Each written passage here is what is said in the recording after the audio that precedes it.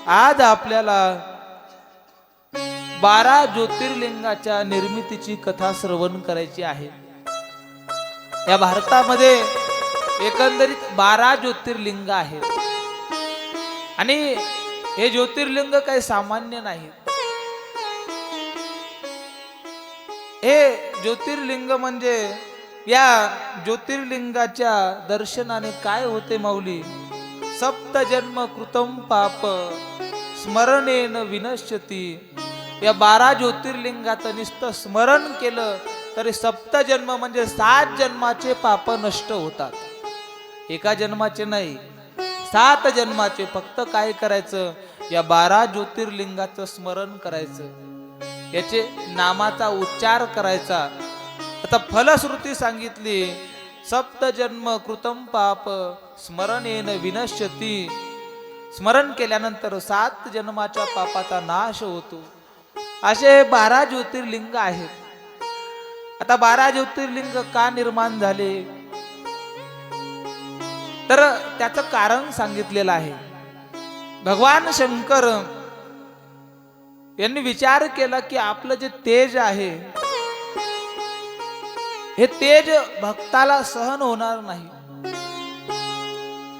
कारण देवाचं तेज सहन करण्या एवढी शक्ती आपल्या डोळ्यातही नाही ना आपल्या शरीरातही नाही। ज्यावेळेस भगवान श्रीकृष्ण परमात्म्याने अर्जुनाला विश्वरूप दाखवलं, अर्जुनाला काहीच दिसत नव्हतं। मग भगवान परमात्म्याने अर्जुनाला दिव्य दृष्टी दिली आणि मग देवाचं विश्वरूप अर्जुनाला दिसू लागलं। तसा भगवान शंकराने विचार केला, आपलं जे हे तेज आहे हे आपल्या भक्ताला सहन होणार नाही। आपले भक्त ज्यावेळेस आपल्या जवळ येतील, या तेजामुळे मात्र त्यांना त्रास होईल। म्हणून भगवान शंकराने आपलं तेज हे 12 ठिकाणी ठेवलेलं आहे। त्याचं विभाजन केलं 12 ठिकाणी आणि हे असे 12 ज्योतिर्लिंग निर्माण झाले। प्रत्येक ज्योतिर्लिंगाच्या निर्मिती मागे एक कथा आहे, त्याच्या मागे एक काही कारण आहेत। त्यामध्ये पहिलं ज्योतिर्लिंग सांगितलेलं आहे, कोणतं? सोरटी सोमनाथ। पहिलं ज्योतिर्लिंग कोणतं आहे?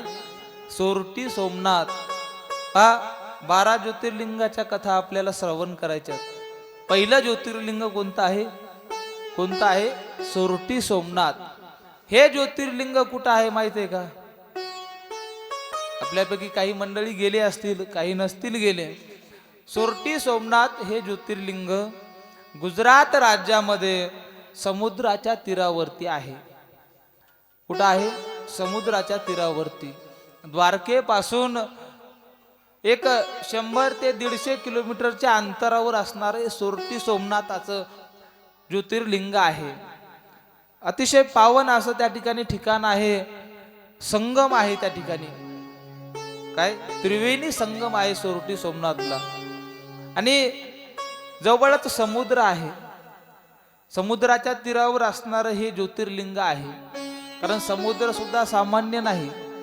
जगामध्ये सगळे जे तीर्थ आहेत, या तीर्थाचं जर आपल्याला स्नान घडावं असं वाटत असेल तर ज्ञानोबा म्हणतात, समुद्रामध्ये आंघोळ करायची, स्नान करायचं।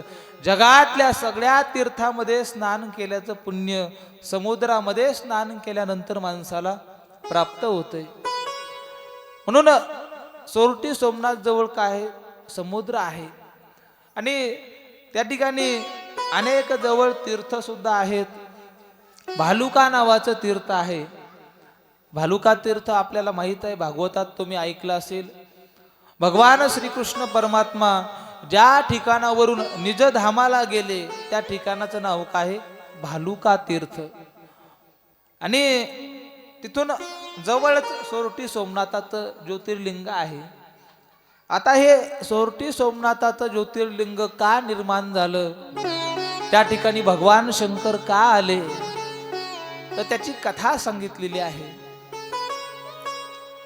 आपण ऐकलं, दक्ष प्रजापतीला किती मुली होत्या? 60 मुली आहेत। आणि 60 मुलीपैकी 27 मुली ह्या चंद्राला दिल्या। कोणाला? चंद्राला। आता या 27 पैकी सगळ्यात मोठी मुलगी आहे, तिचं नाव आहे रोहिणी. या चंद्राचं रोहिणीवरती थोडं विशेष प्रेम होतं. इतर ज्या 26 पत्नी आहेत त्यांच्याकडे तो थोडा दुर्लक्ष करायचा आणि रोहिणीवर मात्र विशेष प्रेम करायचा. शास्त्र असं सांगते कदाचित एकापेक्षा जास्त पत्नी असेल कोणाला, पण जर तुम्ही त्या ठिकाणी प्रपंच करत असताल, भेद करत असताल, तर त्या भेदाचा फार मोठा दोष सांगितला. भेद करता येत नाही. त्या ठिकाणी सर्वांचा अधिकार चंद्रावरती समान होता. असा पत्नीचा अधिकार पतीवरती काय असतो, किती जरी असल्या तरी सगळ्यांचा अधिकार सारखा असतो आणि त्याच्या प्रेमामध्ये सर्वांचा वाटा सुद्धा सारखा असतो. कारण त्याचं ते कर्तव्य आहे. एका स्त्रीने एका पुरुषाप्रती केलेलं समर्पण असल्यामुळे याने घ्यावे नाम तिसी करणे त्याचे काम. जसं भक्तानं देवाचं नाव घेतल्यानंतर देवाचं काम आहे की भक्ताचे सर्व गोष्टी त्या ठिकाणी पार पाडणे, भक्ताला संकटातून बाहेर काढणे. तसं एक पत्नी त्या ठिकाणी आपल्या नवऱ्याच्या नावाचं कुंकू कपाळावर घालते, लावते, आपल्या गळ्यामध्ये त्याच्या नावाचं मंगळसूत्र घालते, पायामध्ये त्याच्या नावाचे जोडवे घालते. मग त्यानंतर त्याचं सुद्धा काय कर्तव्य आहे. पण या चंद्राचं मात्र रोहिणीवरती विशेष प्रेम होतं आणि इतर ज्या 26 पत्नी आहेत यांच्यावरती थोडं दुर्लक्ष. या 26 जणी त्यांच्या वडिलाकडे गेल्या, म्हणजे दक्ष प्रजापतीकडे गेल्या आणि बापाला सांगितलं, बाबा अहो आमचे पती त्या ठिकाणी आमच्याकडे दुर्लक्ष करतात आणि रोहिणीवर मात्र विशेष प्रेम करतात. दक्षाने चंद्राला बोलून घेतलं, समजून सांगण्याचा प्रयत्न केला, पण चंद्राने मात्र ते काही ऐकलं नाही. आणि शेवटी दक्ष प्रजापतीला राग आला आणि दक्षाने चंद्राला त्या ठिकाणी शाप दिला की तुझा त्या ठिकाणी क्षय होईल. क्षय होईल म्हणजे त्या ठिकाणी तू लहान लहान लहान लहान होत जाशील आणि एक दिवस त्या ठिकाणी समाप्त होशील. आणि मग त्या दिवशीपासून चंद्र लहान होऊ लागला आणि आता 2 दिवसावर चंद्राचं मरण आलं. 2 दिवसामध्ये चंद्र नष्ट होणार. चंद्राने ब्रह्मदेवाला, इंद्रदेव सर्वांना बोलवून घेतलं, सांगितलं मला असा असा शाप लागलाय, मला यातून मुक्त करा. सर्वांनी विचार केला, जर चंद्र राहिला नाही तर त्या ठिकाणी चंद्राचं फार मोठं पृथ्वीमध्ये योगदान आहे. ज्या काही जगामध्ये औषधी वनस्पती आहेत ह्या सगळ्या चंद्राच्या प्रकाशामध्ये त्या ठिकाणी वाढतात. त्यामुळे चंद्राच्या प्रकाशाची आवश्यकता आहे. जसं पौर्णिमेच्या दिवशी चंद्राच्या माध्यमातून अमृत त्या ठिकाणी प्रसवल्या जाते. त्या पौर्णिमेला आपण गोजागिरी पौर्णिमा म्हणतो, चंद्रामृत ज्याला म्हणतो. मग हा चंद्र राहिला नाही तर थोडं सृष्टीच्या या घडामोडीमध्ये काही गोष्टी कमी होतील. मग सर्वांनी मिळून विचार केला की चंद्राला वाचवलं पाहिजे. मग आता चंद्राला वाचवण्यासाठी काय करायचं, तर एकच उपाय सर्वांच्या समोर होता. तो उपाय म्हणजे कोणता?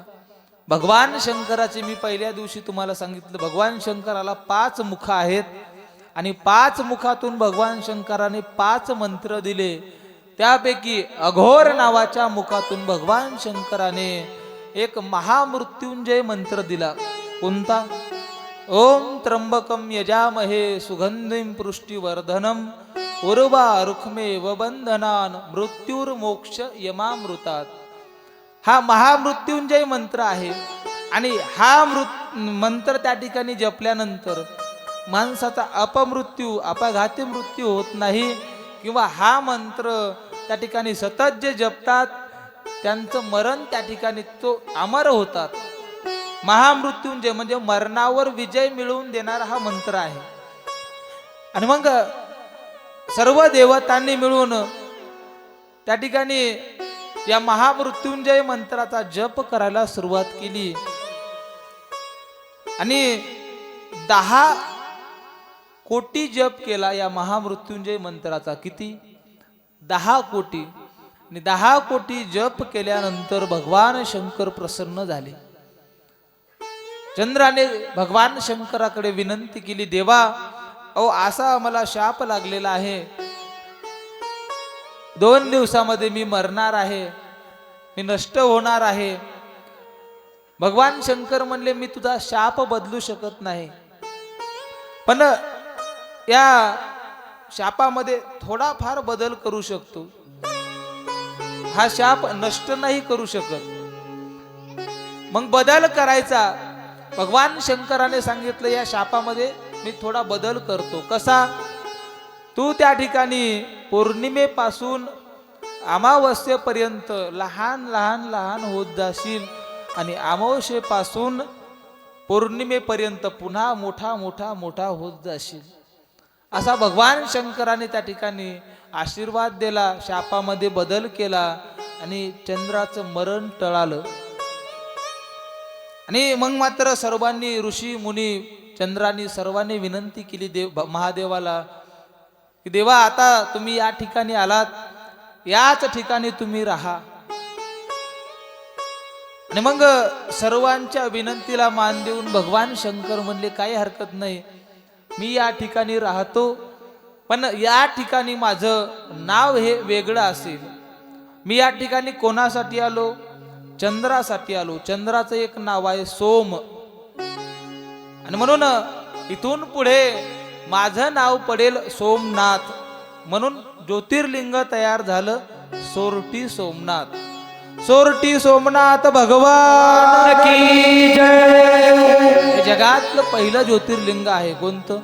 सोरटी सोमनाथ.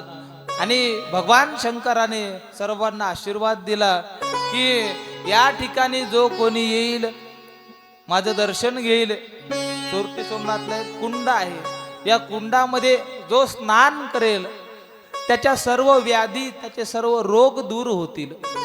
कारण चंद्राला रोगच झाला होता. कोणता? क्षयरोग. तो लहान लहान होत जाऊ लागला. असा कोणताही रोग असेल आणि त्या व्यक्तीने जर सोरटी सोमनाथला जाऊन दर्शन घेतलं, त्या कुंडामध्ये स्नान केलं, तर त्याला रोगमुक्ती मिळते, रोगापासून मुक्ती मिळते, असा भगवान शंकराने आशीर्वाद दिला. आणि हे जगातलं सगळ्यात पहिलं ज्योतिर्लिंग तयार झालं. कोणतं? सोरटी सोमनाथ.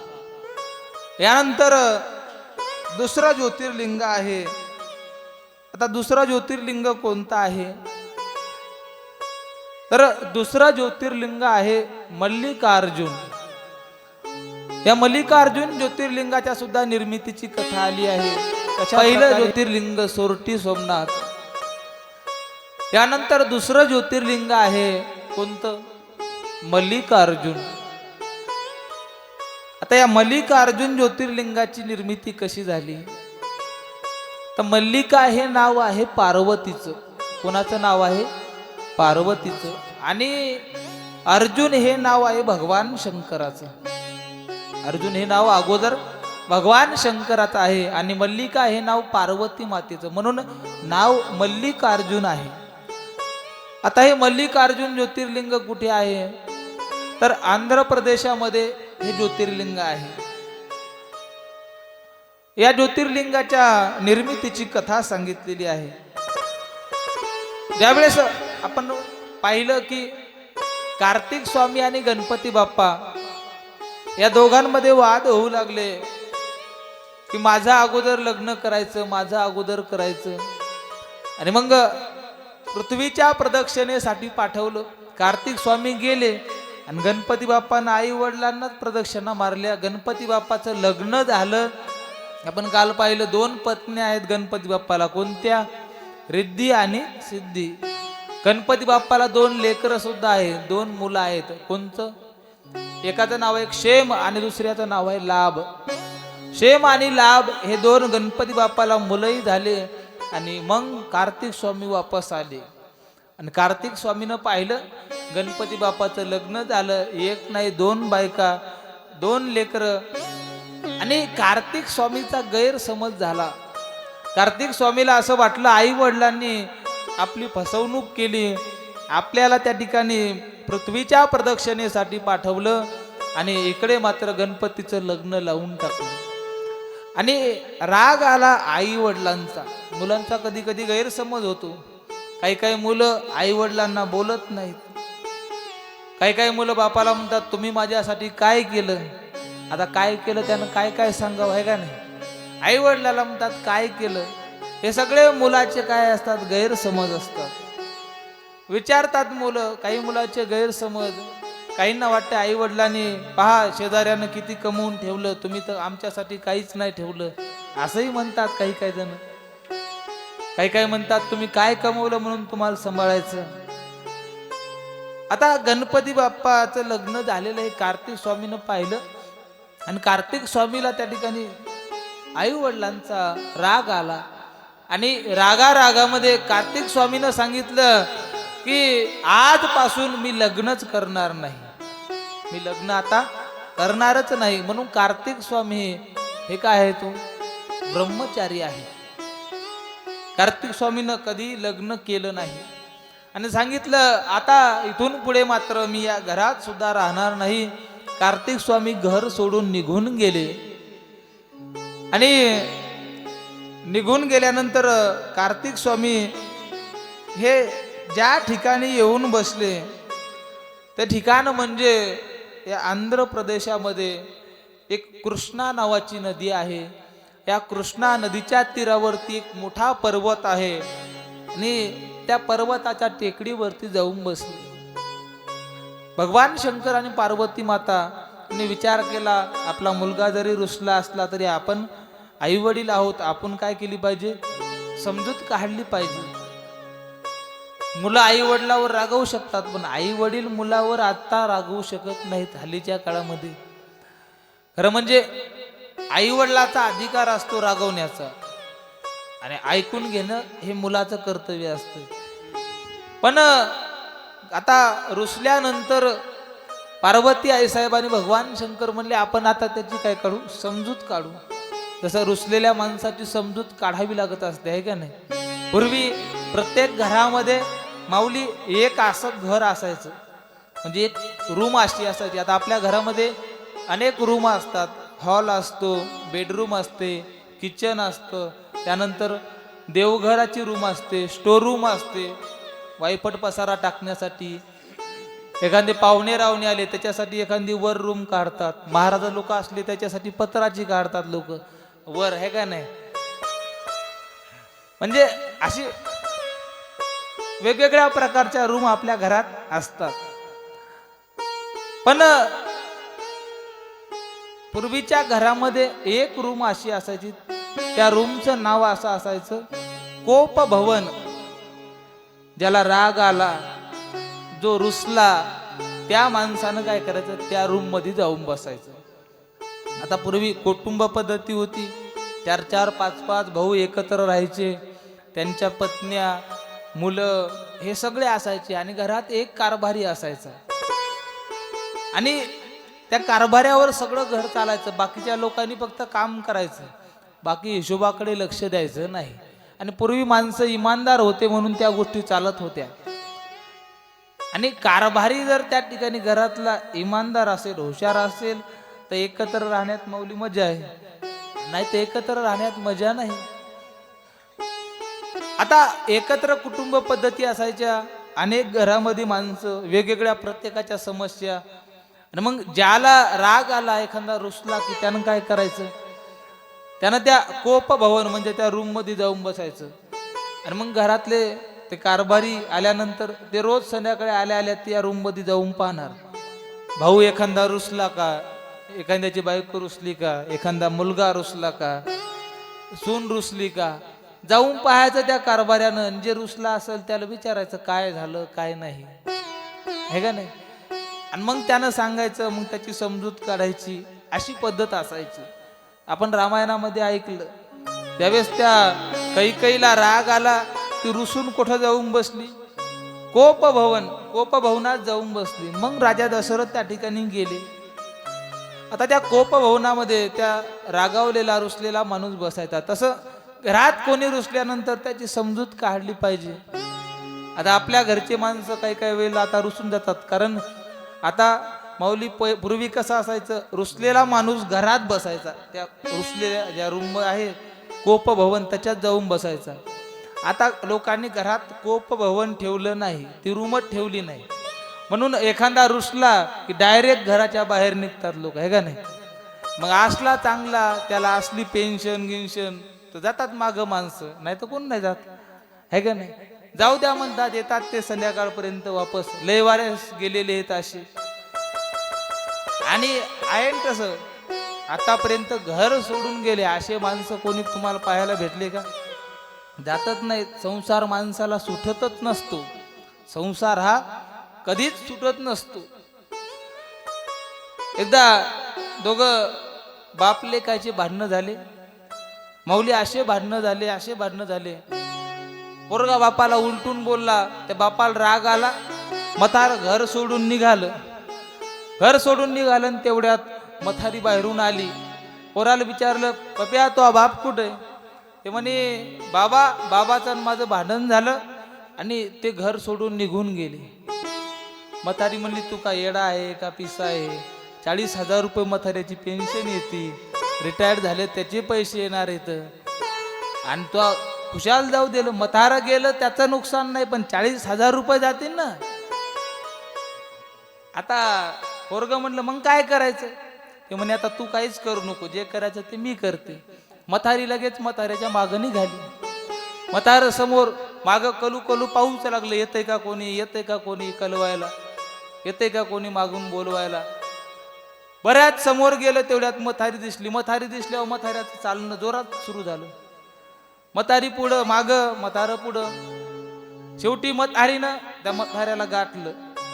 म्हणे, कुठं निघाले? म्हणे, मी जाईल माझ्या आकारानं, कुठं जायचं ते का? पण त्यानं सांगितलं, आतापर्यंत नको ते धंदे केले, नको त्या गोष्टी केल्या, शेजाऱ्याचे धुरे करू शेत वाढवले, अनेक गोष्टी केल्या, नाही करायच्या त्या गोष्टी केल्या, एवढी संपत्ती पैसा कमवली, काय उपयोग झाला? पोरगा आज उलटून बोललं. म्हातारी एकच शब्द बोलली, पोरग कोणाचं आहे? पोरग कोणाचं आहे? आपलंय. अहो, पोरग हे आपलंय, आणि म्हणून आपल्याला बोललं. दुसऱ्याचं शेजाऱ्याचं काहून बोललं नाही? आपला असल्यामुळं आपल्याला बोललं. दातानं जीभ चावली तर कोणी दात पाडून टाकते का? एखादा लहान मुलगा आपल्या घरचा आपल्याच मांडी त्यानं घाण केल्या कोणी मांडी कापते का? म्हातारीचं बोललं, अहो ते आपलंय, आपल्याला बोललं. काहीला नाही तर त्याला कोण बोलतंय? म्हातारं म्हणलं, तुझं बरोबर आहे. म्हणला, मग चला घरी. आलं म्हातारं घरी. हे आपलं रुसून जाणं आहे का नाही? आपलं वैराग्य म्हणत नाही, आपला काय वैताग आहे. वैराग्य वेगळं, वैताग वेगळा. आता कार्तिक स्वामी रुसून गेले. भगवान शंकर आणि पार्वती आई साहेब त्याची समजूत काढण्यासाठी, वापस आणण्यासाठी गेले. आणि गेल्यानंतर त्या पर्वतावर गेले. भगवान शंकर आणि पार्वती आई साहेब आल्यानंतर कार्तिक स्वामी त्या पर्वतावरून दुसऱ्या पर्वतावर गेले. आता भगवान शंकर पार्वती आई साहेब पुन्हा त्या दुसऱ्या पर्वतावर. तिथं 2 पर्वत आहेत. आता त्या दुसऱ्या पर्वतावर गेले. सांगण्याचा प्रयत्न केला, समजूत काढली, पण कार्तिक स्वामींनी सांगितलं, मी आता पुन्हा वापस घरी येणार नाही, याच ठिकाणी राहणार. आणि आता मग भगवान शंकर आल्याचं कळालं. मग सर्व ऋषी मुनी साधू संत सर्वजण त्या ठिकाणी भगवान शंकराच्या दर्शनासाठी आले. भगवान शंकराची पूजा केली आणि सर्वांनी सांगितलं, देवा आता तुम्ही याच ठिकाणी राहा. आणि सर्व ऋषींनी मिळून भगवान शंकराची मल्लिका नावाच्या फुलांनी पूजा केली. मल्लिका नावाच्या फुलांनी पूजा केली आणि भगवान शंकर त्या ठिकाणी राहिले. आता मल्लिका नावाच्या फुलांनी पूजा केली असल्यामुळे नाव पडलं मल्लिकार्जुन. भगवान शंकर आणि पार्वती आई साहेब सोबत आले. पार्वती मल्लिका आहे आणि भगवान शंकराचं नाव अर्जुन आहे, म्हणून नाव पडलं मल्लिकार्जुन. आणि त्या कृष्णा नदीच्या तीरावरती ते ज्योतिर्लिंग तयार झालं. मल्लिकार्जुन भगवान की जय. आजही त्या दोनही पर्वतावर जत्रा भरते. त्या ठिकाणी अमावस्येला या पर्वतावर आणि पौर्णिमेला त्या पर्वतावर. अमावस्येला ज्या पर्वतावर भगवान शंकर गेलते अमावस्येला तिथं जत्रा भरते. दुसऱ्या पर्वतावर पौर्णिमेला गेले त्या ठिकाणी पौर्णिमेला यात्रा भरते. असं आजही त्या ठिकाणी भगवान शंकराचं हे ज्योतिर्लिंग आहे. दुसरं ज्योतिर्लिंग मल्लिकार्जुन कशा प्रकारे तयार झालं. भगवान शंकर गेले आणि त्या ठिकाणी या ज्योतिर्लिंगाची निर्मिती झाली. यानंतर तिसरं ज्योतिर्लिंग सांगितलेलं आहे. तिसरं ज्योतिर्लिंग आहे महाकालेश्वर. कोणतं आहे? महाकालेश्वर. आता हे तिसरं ज्योतिर्लिंग सांगितलं महाकालेश्वर. हे ज्योतिर्लिंग कुठे आहे तर मध्य प्रदेशमध्ये उज्जैन या ठिकाणी हे ज्योतिर्लिंग आहे. उज्जैन ही काही साधी भूमी नाही. ज्या ठिकाणी भगवान श्रीकृष्ण परमात्मा यांनी विद्या अर्जन केलेली आहे, त्या ठिकाणी राहून विद्या घेतली, विद्या ग्रहण केली, असं ठिकाण म्हणजे उज्जैन हे ठिकाण आहे. जे माणसं उज्जैनला गेले त्याला उज्जैनमध्ये अनेक मोठे मोठे ठिकाण आहेत. संदीपानी नावाच्या ऋषीचा आश्रम जिथं भगवान श्रीकृष्ण परमात्मा राहिले, त्या ठिकाणी राहून विद्या ग्रहण केली. त्याचप्रमाणे भर्तृहरी नावाच्या राजानं ज्या ठिकाणी राहून तपश्चर्या केली, भर्तृहरीची गुफा आहे. आणि अतिशय पवित्र अशी उज्जैनला नदी आहे. त्या नदीचं नाव आहे शिप्रा. ज्या पावन नद्या सांगितल्या आहेत गंगा, गोदावरी, यमुना, सरस्वती, या नद्यांमध्ये ज्या नद्यांचं नाव आहे ती नदी आहे शिप्रा. आपण म्हणतो मंगलाष्टकामध्ये शिप्रा वेत्रवती महासुर नद्या. ह्या महानद्या आहेत. या महानद्यांपैकी असणारी शिप्रा नावाची नदी या उज्जैन या ठिकाणी आहे. आणि या उज्जैन नगरीचं पूर्वीचं नाव आहे अवंतिका नगरी. कोणती? अवंतिका.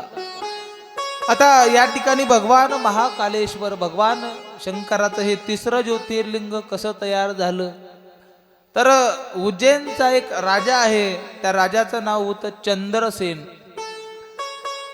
हा चंद्रसेन राजा महादेवाचा मोठा भक्त होता.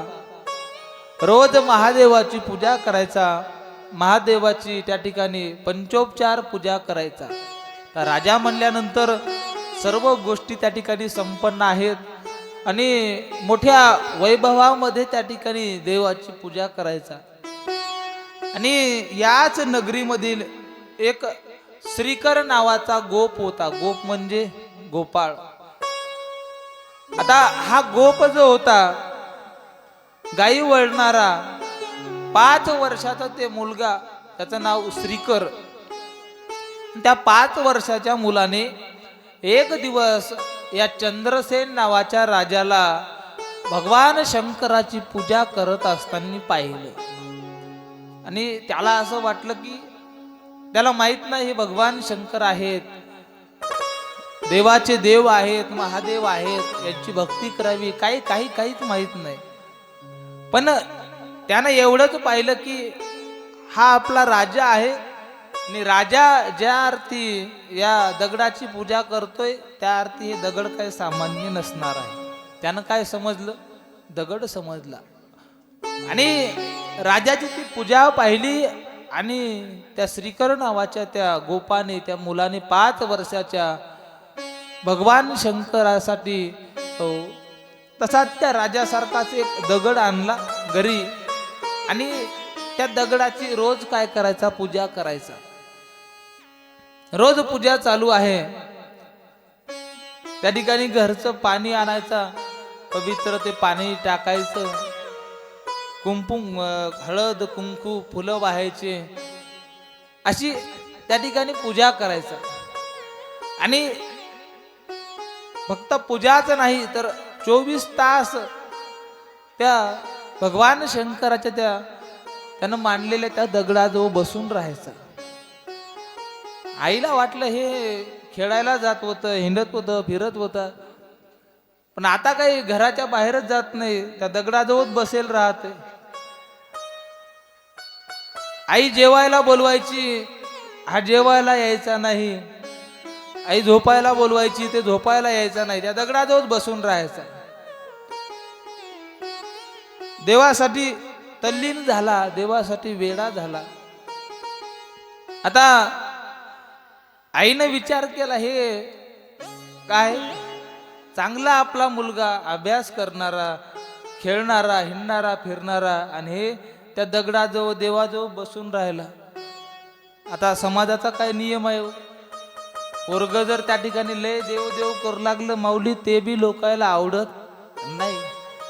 काय लोक म्हणतात, काय पोरा येडं लागलं, धरी वाट काय पोरा लागले पिसे, धरी वाट देऊळाची. काय पोराला येडं लागलं, उठलं की सुटलं देवळात, उठलं सुटलं कथेला, कीर्तनाला, हे बी जास्त लोकायला आवडत नाही.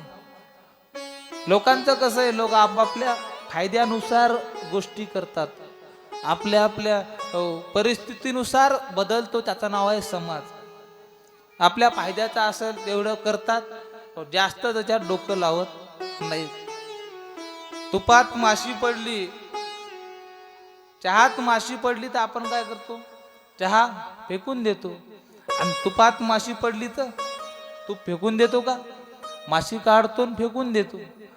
तसं परिस्थितीनुसार लोक बदलतात. जास्त एखादा मुलगा दारू गिरू पिऊ लागला, लोक म्हणतात, महाराज या लहानपणापासून तुमच्या इकडे घातला असतं तर बरं झालं असतं, हे का नाही. घरात जे सगळ्यात आगाव असते माऊली, ते लेकरं लोक संस्थेत टाकतात. जे उन्हाळ आहेत, जे घरातल्या कोणाचं ऐकत नाही, जैन गावाला त्रास दिलाय, गाव जाईल कटाळलंय, घरातले लोक जाईल कटाळले. लोक म्हणतात, महाराज आता हे तुम्ही सांभाळा. आता तुमचे लेकर तुम्हाला सांभाळता येत नाही, महाराजाला कसे सांभाळता येतील.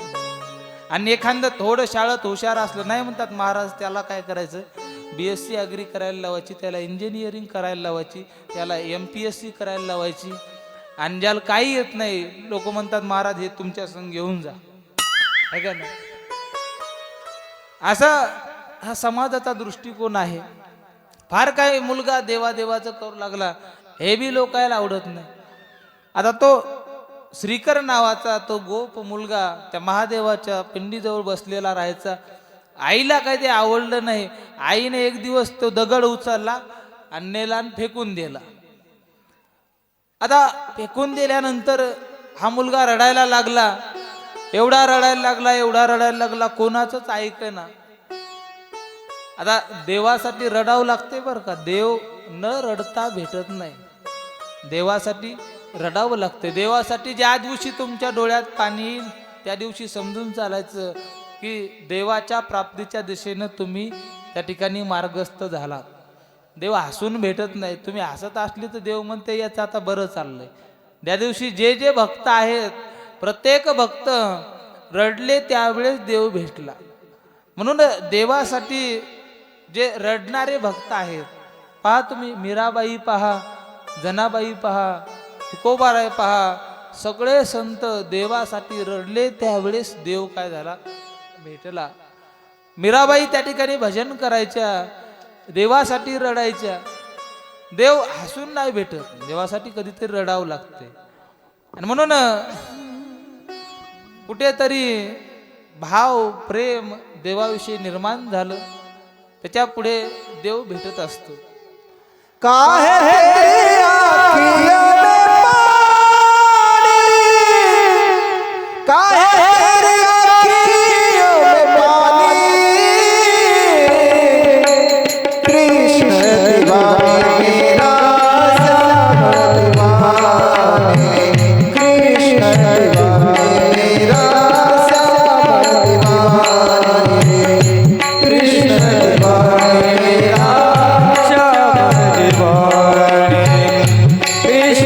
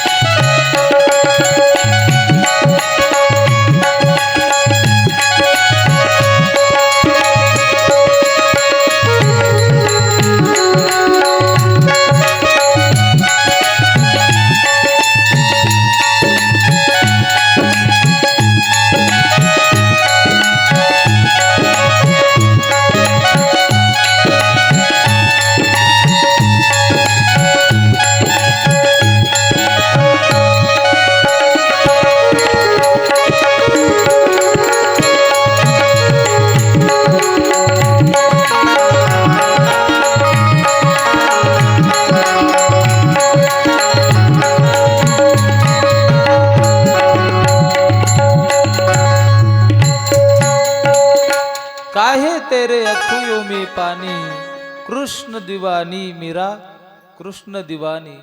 देवासाठी रडल्यानंतर देव येतो. त्या ठिकाणी नामदेवराय रडू लागले, देव आला. तुकोबा रडू लागले, त्यावेळेस देव आला. आता हा श्रीकर नावाचा गोप रडू लागला आणि भगवान शंकर त्या ठिकाणी प्रगट झाले. भोलेनाथ भगवान की जय. भगवान शंकर प्रगट झाले. जो दगड होता त्या दगडातूनच प्रगट झाले. आता भगवान शंकर प्रगट झाल्यानंतर त्या ठिकाणी चंद्रसेन नावाचा तो राजा सुद्धा आला. आणि असं वर्णन आहे शिवपुराणात की हनुमंतराय सुद्धा त्या ठिकाणी प्रगट झाले. शिवपुराणामध्ये एकदा हनुमंतराय प्रगट झालेत. आता हनुमंतराय प्रगट झाले आणि हनुमंतरायाने सांगितलं की हा जो भक्त आहे श्रीकर नावाचा, हा काही सामान्य नाही. याच्या पुण्याईने या गोप वंशामध्ये येणाऱ्या काळामध्ये 8व्या पिढीत एक असा व्यक्ती जन्माला येईल की भगवान परमात्मा त्याच्या घरी अवतीर्ण होतील. म्हणून त्या गोपापासून, त्या श्रीकर नावाच्या जो गोप आहे त्यापासून समोरच्या 8व्या पिढीत नंद बाबा अवताराला आले. आणि त्या नंद बाबाच्या घरी भगवान श्रीकृष्ण परमात्मा अवताराला आलेले आहेत. आता सर्वांनी विनंती केली भगवान शंकराला, देवा तुम्ही या ठिकाणी राहा. सर्व ऋषी मुनींनी प्रार्थना केली आणि सगळ्यांच्या सांगण्यावरून, सगळ्यांच्या प्रार्थनेने भगवान शंकर त्या महाकालेश्वर या ठिकाणी राहिले. भगवान शंकराचं नाव महाकालेश्वर पडलेलं आहे. कारण काळाचे सुद्धा काळ असल्यामुळे नाव काय पाडलं? महाकाल. त्याचं काळ सुद्धा काही करू शकत नाही. तो कोण आहे? महाकाल आहे. ज्या संपूर्ण जग ज्या काळाच्या समोर नतमस्तक आहे, जगा काळ खाय आम्ही माथा दिला पाय. संपूर्ण जगाला ज्यानं ग्रस्त केलेलं आहे, प्रत्येकावरती काळाची सत्ता आहे. अशा काळावर सुद्धा ज्यांची सत्ता आहे ते महाकाल आहेत. काळ सुद्धा त्यांचं काही करू शकत नाही, किंवा त्यांची दृष्टी ज्यावरती आहे, ज्या भक्तावरती आहे, त्याला सुद्धा काळ काही करू शकत नाही. आणि म्हणून नाव त्या ठिकाणी महाकाल पडलेलं आहे. पुढे भगवान शंकर त्या ठिकाणी राहिले. ते तिसरं ज्योतिर्लिंग महाकाल. त्यानंतर चौथं ज्योतिर्लिंग सांगितलं ओंकारेश्वर. आता ओंकारेश्वर या ठिकाणी 2 ज्योतिर्लिंग आहेत. एक ओंकारेश्वर आणि दुसरा आहे अमलेश्वर. आता हे 2 ज्योतिर्लिंग कसे निर्माण झाले? आज महाशिवरात्र आहे, त्याच्यामुळे तुम्ही घरी गेल्यावर भजन कराल नाही कराल, पण इथं झालं पाहिजे, आहे की नाही? कारण घरी गेल्यावर करणार नाहीत याची मलाही गॅरंटी आहे, तुम्हाला माहिती आहे, तुम्ही करणारच नाही. त्यानंतर चौथं ज्योतिर्लिंग सांगितलं ओंकारेश्वर. हे ओंकारेश्वर ज्योतिर्लिंग कुठं आहे? तर मध्य प्रदेश मध्येच ओंकारेश्वर हे ज्योतिर्लिंग आहे, नर्मदेच्या तीरावरती. नर्मदा ही सगळ्यात पावन नदी सांगितलेली आहे. कारण नर्मदा या नदीचा उगम अमरकंटक या ठिकाणाहून झालेला आहे. आणि इतर नद्यापेक्षा नर्मदा ही वेगळी कशी आहे? तर नर्मदा नदी ही भगवान शंकराच्या शरीरातून निर्माण झाली. म्हणजे भगवान शंकराच्या घामामधून निर्माण झालेली आहे, अशी ही नर्मदा नदी आहे. कलियुगाचा प्रभाव जो होणार आहे, असं सांगितलेलं आहे की कलियुगाच्या प्रभावाने येणाऱ्या काळात सगळ्या नद्या माऊली आटून जातील. सगळ्या नद्यांचं पाणी आटून जाईल. पूर्वी नद्या कोरड्या पडत नव्हत्या, आता नद्या किती पाऊस पडला तरी लवकर कोरड्या होतात. बरोबर आहे? तुमच्या नदीला किती पाणी असायचं, आता लवकर कोरडी झाली. कलियुगाचा हा प्रभाव आहे की कलियुगात लवकर त्या ठिकाणी नद्या कोरड्या होतील. पण अशा काळामध्ये एक नदी मात्र कोरडी होणार नाही. त्या नदीचं नाव आहे नर्मदा नदी. सगळ्यात पवित्र सांगितलेली आहे. कारण ज्या गंगा गोदावरी अनेक नद्या आहेत, कोण्याच नदीचं माऊली पुराण नाही. फक्त एकाच नदीवर पुराण त्या ठिकाणी लिखाण झालेलं आहे. त्या नदीचं नाव आहे नर्मदा. नर्मदा पुराण आहे, बरोबर आहे. या नर्मदा नदीची गोड कथा आलेली आहे. भगवान शंकराच्या घामापासून निर्माण झालेली ही नदी आहे. आपण आता बरेच लोक असतात, काही जणांनी नर्मदेची परिक्रमा केली, काही न केली नाही. आता भरपूर माणसं करायलेत. पहिली नर्मदा नदीची परिक्रमा मार्कंडे नावाच्या ऋषीने केलेली आहे. आणि असं वर्णन आलेलं आहे की नर्मदा नदीची परिक्रमा जे लोक करतात, नर्मदा माता त्या ठिकाणी त्याला 100% दर्शन देते. ज्यांनी परिक्रमा केली त्यांना काय अनुभव आलेला आहे. आता काही लोक किती दिवसात करतात, किती दिवसात नाही, हा ज्याचा त्याचा भाग आहे. पण 3600 किलोमीटरची नर्मदेची परिक्रमा आहे. आणि एवढं निर्मळ पाणी आहे नर्मदेचं की तसं निर्मळ पाणी इतर कोणत्याही नदीचं नाही, गंगेचं सुद्धा नाही. फिल्टरच्या पाण्यापेक्षा सुद्धा स्वच्छ पाणी नर्मदेचं आहे. आणि त्या ठिकाणच्या लोकांनी ते तसं ठेवलेलं आहे. एवढी पावन अशी नर्मदा नदी. आणि त्या नर्मदेच्या तीरावरती त्या ठिकाणी एक राजा राहत होता. त्या राजाचं नाव आहे मानधाता. या मानधाता नावाच्या राजाची ती नगरी होती, ते राज्य होतं. आणि हा मानधाता नावाचा राजा भगवान शंकराचा भक्त होता. आणि त्याच्या भक्तीवर प्रसन्न होऊन भगवान शंकर त्या ठिकाणी प्रकट झाले आणि त्याच ठिकाणी राहिले. आणि भगवान शंकराची त्या ठिकाणची जी पिंड आहे, त्या पिंडीवरती ओमकार लिहिलेला आहे. ओमकार काय आकार आहे त्या पिंडीचा, ओमकाराचा ठसा त्या पिंडीवर असल्यामुळे या ज्योतिर्लिंगाचं नाव पडलं ओंकारेश्वर. भोलेनाथ भगवान, ओंकारेश्वर भगवान.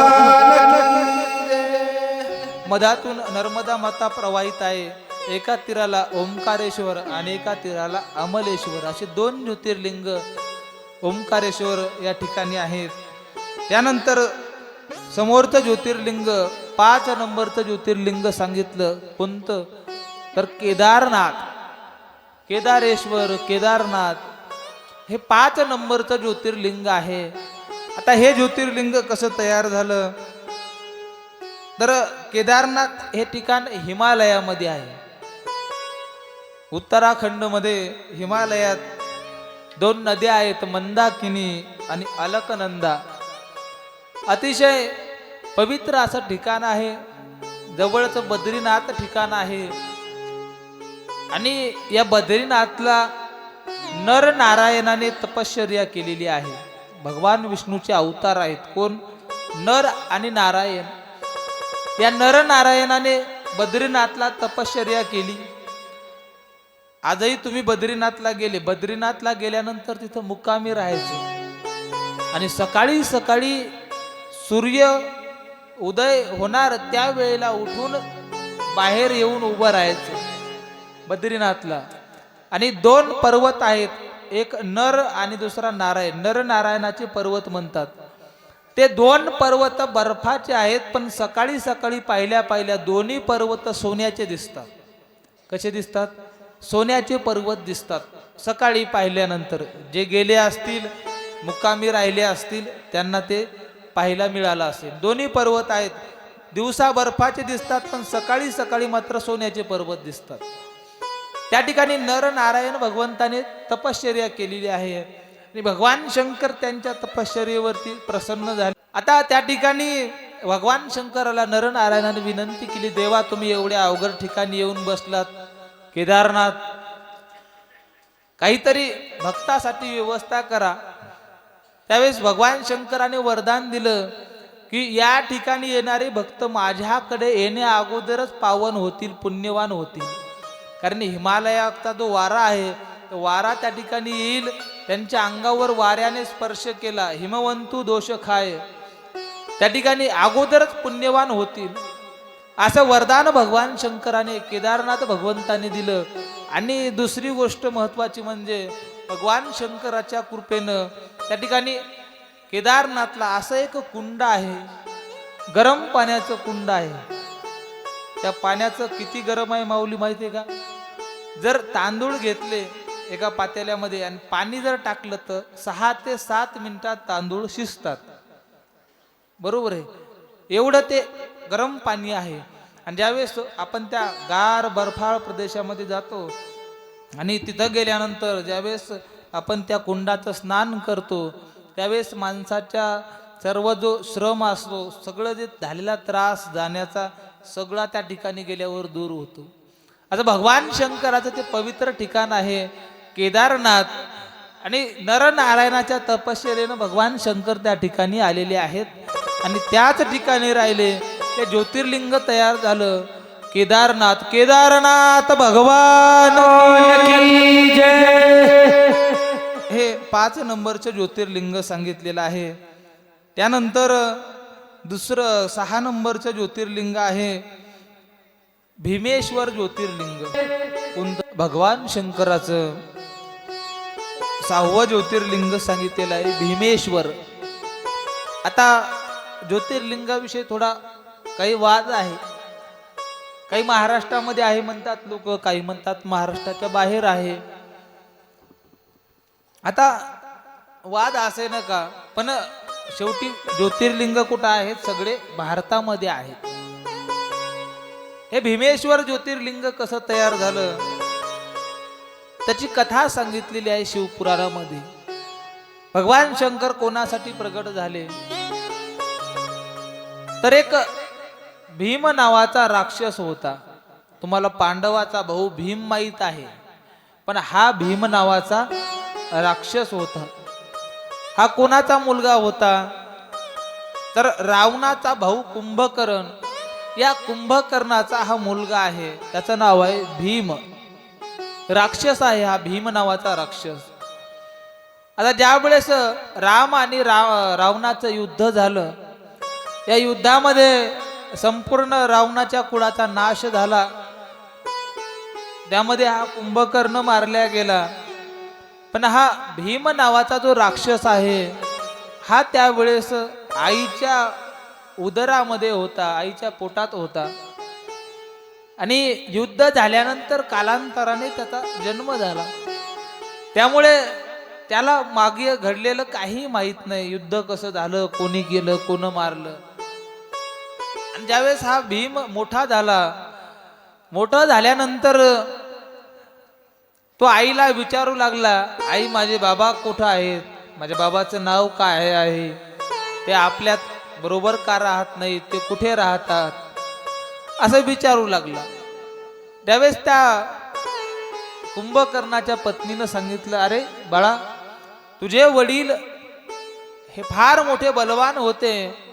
भगवान विष्णूने राम अवतार घेतला आणि तुझ्या वडिलाला मारलं. असं म्हणल्यानंतर त्या भीमाला राग आला, भीम नावाच्या राक्षसाला. त्याला असं वाटलं की आपल्या वडिलाला ज्यानं मारलं त्याचा बदला घेणं हे काय आपलं काम आहे. पूर्वीचे राक्षस सुद्धा भावाचा बापाचा बदला घेत होते, त्याच्यासाठी देवाबरोबर वैर करत होते.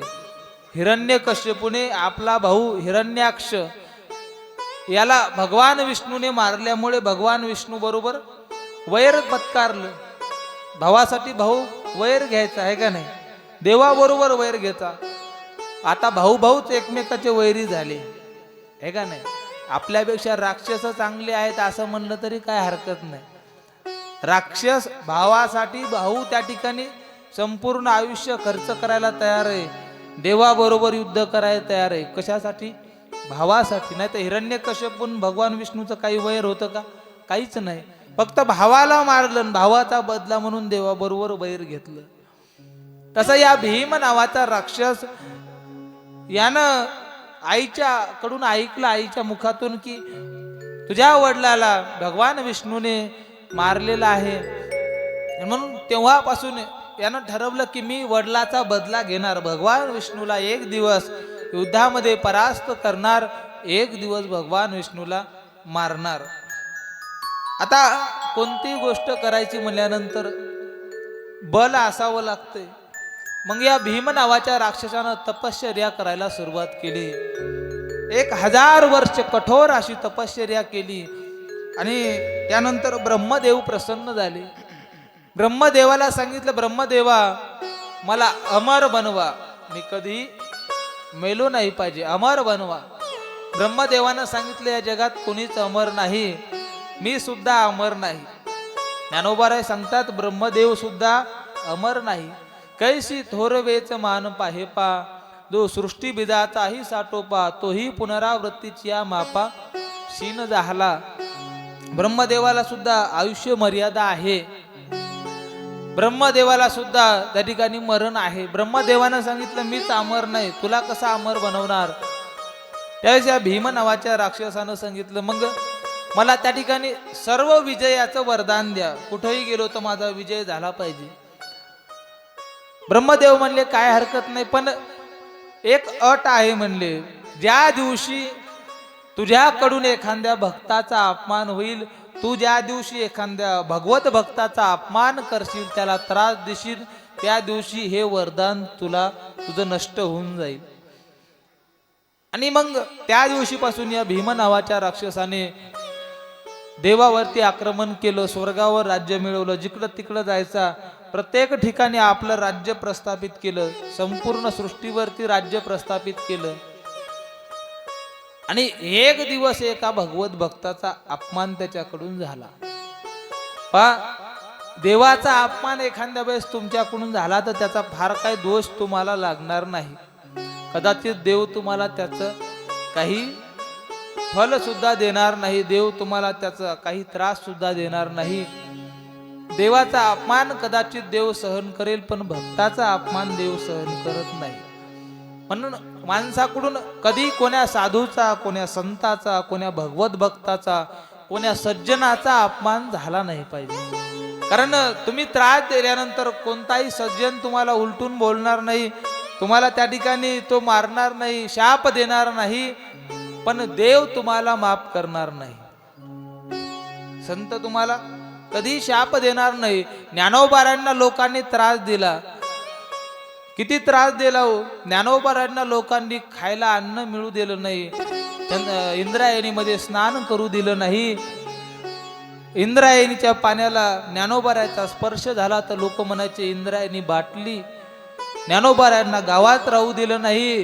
ज्ञानोबारांना त्या ठिकाणी मांडे खायचे होते तर लोकांनी मांडे भाजण्यासाठी त्या ठिकाणी ते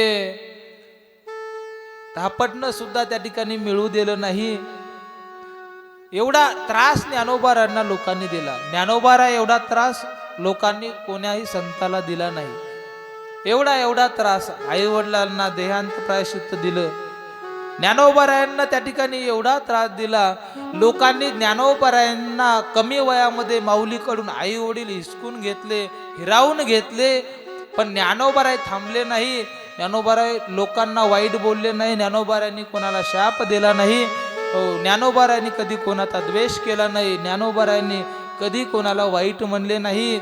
कधी एवढे ग्रंथ ज्ञानोबारायांनी लिहिले, ज्ञानेश्वरी लिहिली, अमृत अनुभव लिहिला, हरिपाठ लिहिला, चांगदेव 65 त्या ठिकाणी लिखाण केलं, पण कोण्याच ग्रंथामध्ये ज्ञानोबारायांनी कुठेही उच्चार केला नाही की या लोकांनी मला त्रास दिला, या लोकांनी आम्हाला मारलं. असं ज्ञानोबारायांनी कोणाचाच नामोच्चार केला नाही. कोणाला कधी शाप दिला नाही. ज्ञानोबारायांनी शाप दिला असता तर त्या काळातले लोक भस्म झाले असते, पण ज्ञानोबारायांनी शाप दिला नाही. ज्ञानोबारायाची आई लोकांनी ज्ञानोबारायकडून हिसकावून घेतली. ज्ञानोबाराय थांबले नाही. कमी वयामध्ये ज्ञानोबाराय जगाची आई झाली, याला संत म्हणतात. एवढं मोठं उदात्त अंतकरण संताचं. पण तुम्ही संताला त्रास दिला, देवाला तो सहन होत नाही. संताला दिलेला त्रास त्याचा बदला देव घेत असतो. म्हणून कधी कोण्या साधूचा भक्ताचा अपमान आपल्याकडून झाला नाही पाहिजे, एवढी गोष्ट लक्षात ठेवा. रावण आणि राम यामध्ये राम हे रावणाचं माऊली तोपर्यंत काही त्या ठिकाणी रावणाला करू शकत नव्हते. रावणाला त्या ठिकाणी राम तोपर्यंत मारू शकत नव्हते जोपर्यंत रावणाचा भाऊ बिभीषण रावणाच्या बरोबर होता. कारण बिभीषण म्हणजे लंकेतलं पुण्य होतं. प्रत्येक घरामध्ये एखादा पुण्यवान माणूस असतो आणि त्या माणसाच्या रूपाने त्या घरात पुण्य राहत असते. तो माणूस जर त्या घरातून वजा केला, तो माणूस त्या घरातून बाहेर गेला किंवा त्या माणसाला त्या घरात ज्या दिवशी त्रास झाला त्या दिवशी त्या घराचं पतन व्हायला सुरुवात होते.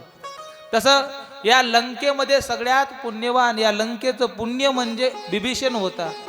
आणि रामायणात असा उच्चार आहे, त्या दिवशी रावणाने बिभीषणाचा अपमान केला. बिभीषण सांगत होता, रामप्रभूच्या बरोबर वैर घेऊ नका, त्यांची पत्नी त्यांना परत करा. रावणानं ऐकलं नाही, उलट बिभीषणाचा अपमान केला. बिभीषणाला लात मारून लंकेतून काढून दिलं. आणि गोस्वामी तुलसीदासजी म्हणतात, ज्या दिवशी बिभीषणाला लंकेमधून रावणाने हकलून दिलं त्या दिवशी त्या लंकेमधील सगळे लोक आयुहीन झाले. त्याच दिवशी लंकेतले सगळे लोक मेले. त्या दिवशी बिभीषण लंकेच्या बाहेर गेला, त्या दिवशी लंकेतल्या लोकांचं पुण्य संपलं. आणि मग रामप्रभूंनी त्यांना मारलं. ज्या दिवशी कौरवाच्या घरातील विदुर काका बाहेर गेले, त्या दिवशी दुर्योधनानं विदुराचा अपमान केला. त्या दिवशी त्या ठिकाणी कौरवाच्या पतनाला सुरुवात झाली. म्हणून भक्ताचा साधूचा अपमान आपल्याकडून घडला नाही पाहिजे. आता या भीम नावाच्या राक्षसाकडून एका भक्ताचा अपमान झाला. एक सुदीक्षण नावाचा भक्त होता, भगवान शंकराची नित्य पूजा करायचा. आणि या सुदीक्षणाला या भीमाने बंदी बनवलं आणि त्याला त्रास द्यायला सुरुवात केली. एवढा त्रास, पण बंदी बनवून सुद्धा त्यांना आपली पूजा, आपली भक्ती बंद केली नाही. जो संकट काळात सुद्धा देवाला विसरत नाही, देवाची भक्ती करतो, तो खरा भक्त असतो. नाहीतर माणसावर संकट आलं, काहीतरी वाईट गोष्टी घडल्या की लोक म्हणतात कशाचा देव आहे जगात, देव असता तर असं झालं नसतं, आहे की नाही? एवढं बी नाही, लोक घरातले देवपूजेतले देव सुद्धा फेकून द्यायला कमी करत नाहीत. पण त्या ठिकाणी भक्त मात्र देवाची भक्ती सोडत नाहीत. या सुदीक्षणाने त्या कारागृहात असताना सुद्धा त्या ठिकाणी भक्ती करायचा, महादेवाची पूजा करायचा. परिणाम असा झाला, त्या दिवशी या भीम नावाच्या राक्षसाला कळालं की याची काही महादेवाची भक्ती बंद होत नाही. आणि म्हणून हा भीम नावाचा राक्षस तलवार घेऊन त्याला मारण्यासाठी आला. आणि भगवान शंकर त्या ठिकाणी प्रगट झाले. भोलेनाथ भगवान की जय. भगवान शंकर प्रगट झाले आणि त्या भीम नावाच्या राक्षसाचा वध केला. त्या सुदीक्षणाला दर्शन दिलं आणि भगवान शंकराला सर्वांनी विनंती केली, देवा आता तुम्ही या ठिकाणी राहा. आणि सर्वांच्या सांगण्यानुसार भगवान शंकर तिथं राहिले. पण म्हणले, मी या ठिकाणी कोणासाठी आलो, कोणाला मारण्यासाठी आलो? या भीम नावाच्या राक्षसाला मारण्यासाठी आलो. आणि म्हणून इथून पुढे माझं नाव भीमेश्वर असेल. आणि त्या ठिकाणी या ज्योतिर्लिंगाची निर्मिती झाली. भीमेश्वर भगवान की जय. अशा प्रकारे हे भीमेश्वर ज्योतिर्लिंग तयार झालं. त्यानंतर 7वं ज्योतिर्लिंग आहे काशी विश्वनाथ. 2 मिनिटं भजन करू आणि नंतर काशी विश्वनाथाची कथा. ओम नमः शिवा हरि ओम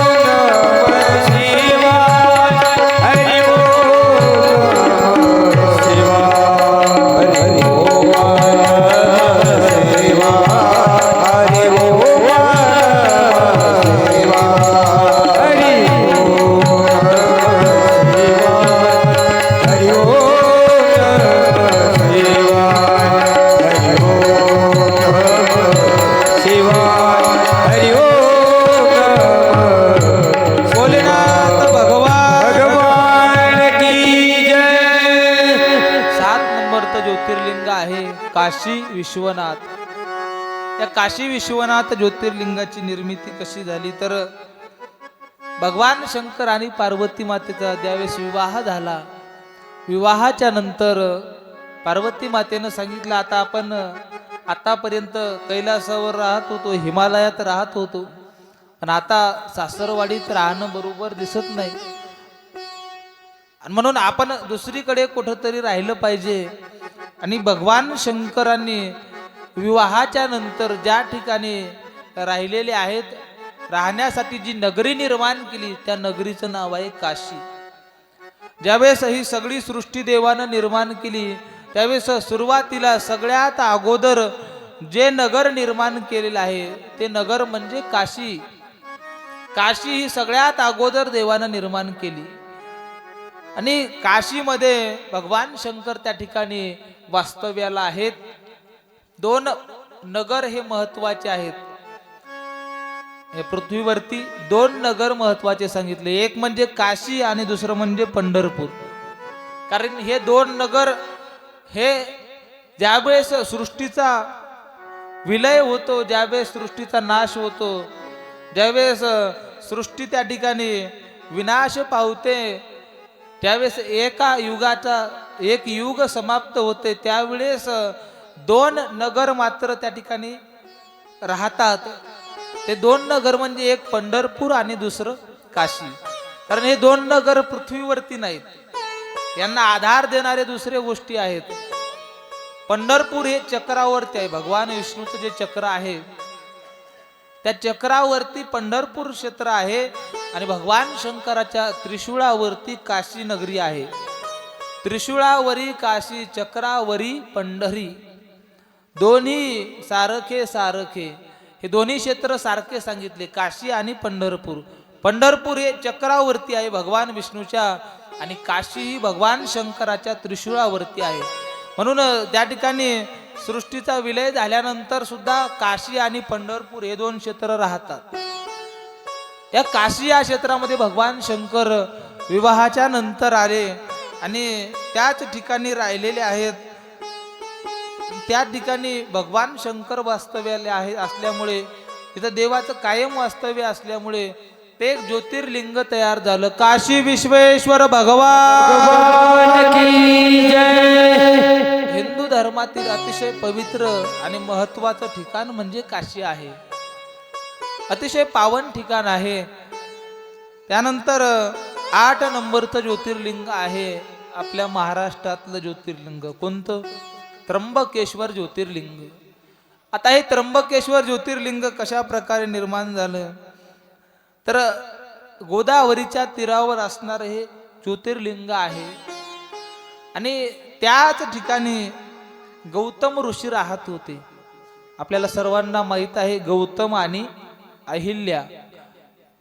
आता गौतम आणि अहिल्या हे त्या त्र्यंबकेश्वर या ठिकाणी राहत असताना गौतमाची कीर्ती वाढू लागली, सर्वत्र लोक मानू लागले, सर्व लोक त्या ठिकाणी गौतमाला आदर द्यायचे, त्यांच्यावरती लोकांची श्रद्धा वाढू लागली आणि ज्यावेळेस त्यांची प्रसिद्धी व्हायला लागली त्या ठिकाणच्या काही लोकांना ते आवडलं नाही.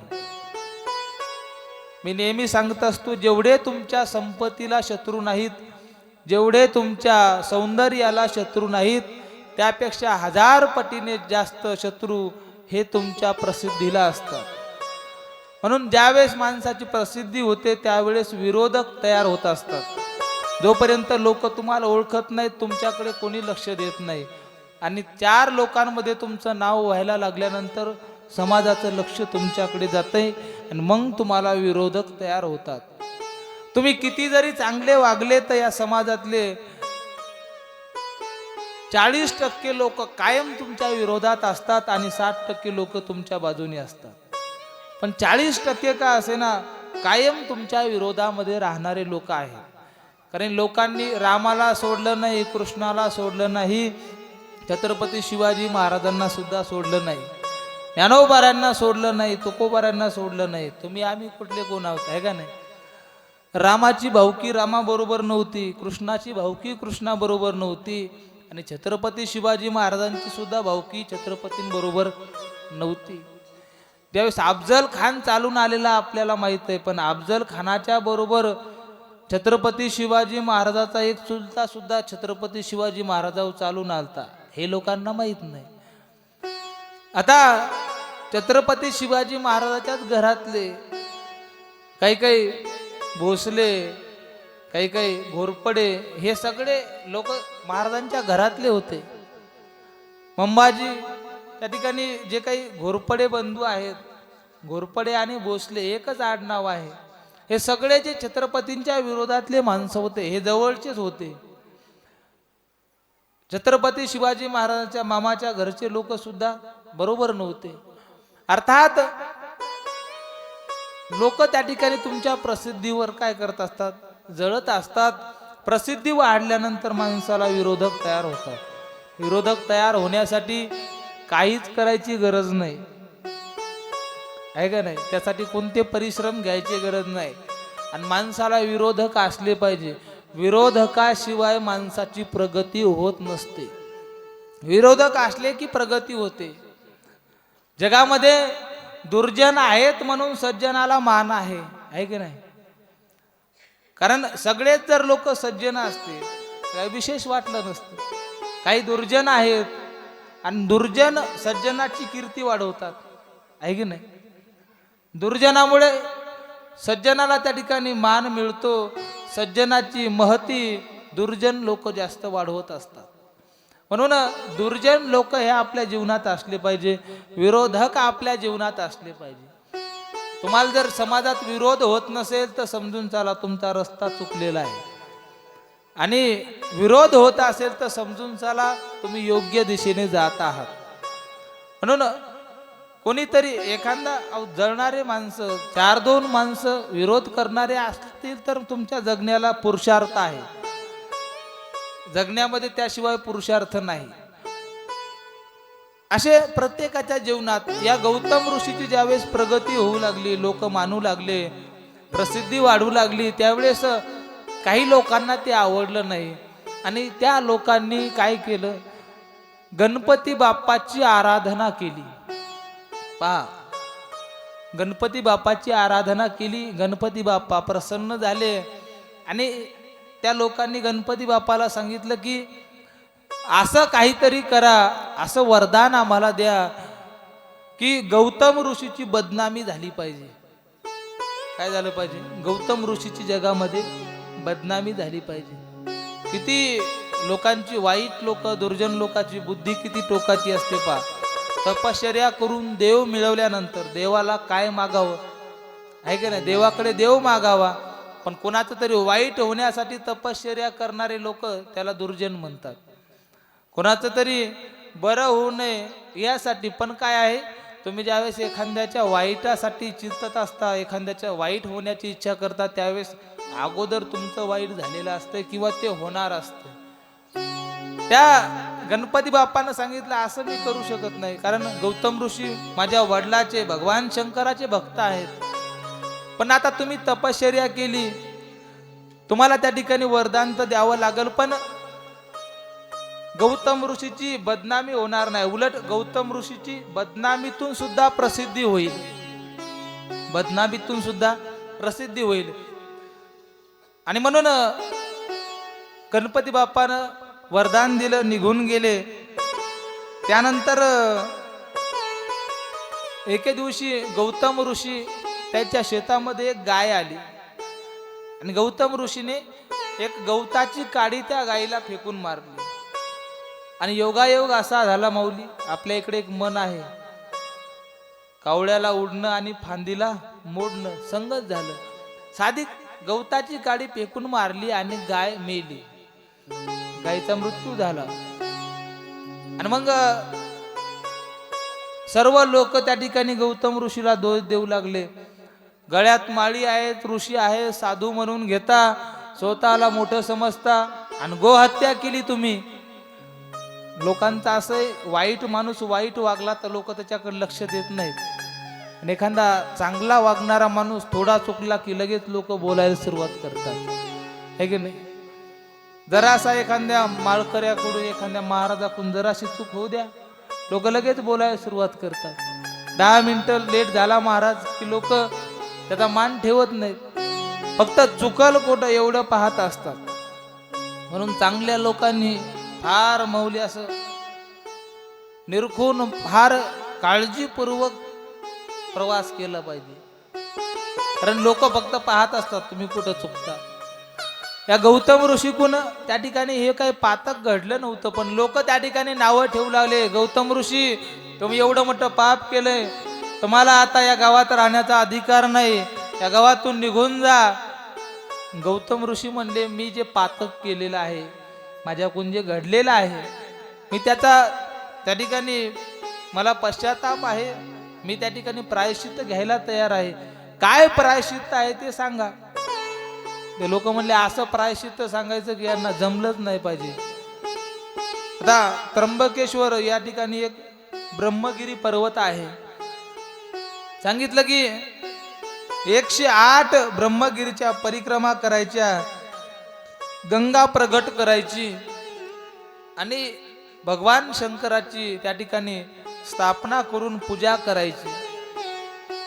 आता हे अवघड होतं, गंगा प्रगट करणं सोपी नाही, पण गौतम ऋषींनी 108 त्या ठिकाणी ब्रह्मगिरीच्या परिक्रमा केल्या, गंगा प्रगट केली आणि भगवान शंकराची त्या ठिकाणी स्थापना केली. म्हणून त्या ठिकाणी गंगा आहे. कोणती? गोदावरी नावाची गंगा आहे.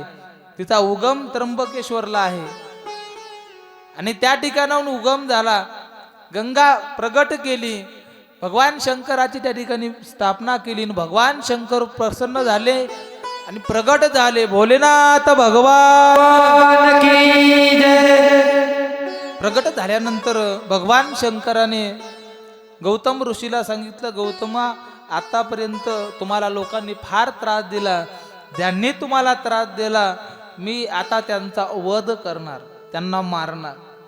गौतम ऋषीने सांगितलं, देवा तुम्ही असं काही करू नका. का? त्यांनी जर मला त्रास दिला नसता तर मी ह्या सगळ्या गोष्टी केल्या नसत्या आणि तुमचं दर्शन सुद्धा मला झालं नसतं. त्यांनी त्रास दिला म्हणून आज मला तुमचं दर्शन झालं. त्यांनी मला त्रास दिला नाही, त्यांनी माझं वाईट केलं नाही, त्यांनी माझं चांगलं केलं. एकनाथ महाराजाच्या अंगावर एक यवन, एक मुसलमान पान खाऊन थुकू लागला. एकनाथ महाराज जायचे, गोदावरीचं स्नान करून यायचे, पुन्हा थुकायचा, असं 108 वेळेला झालं.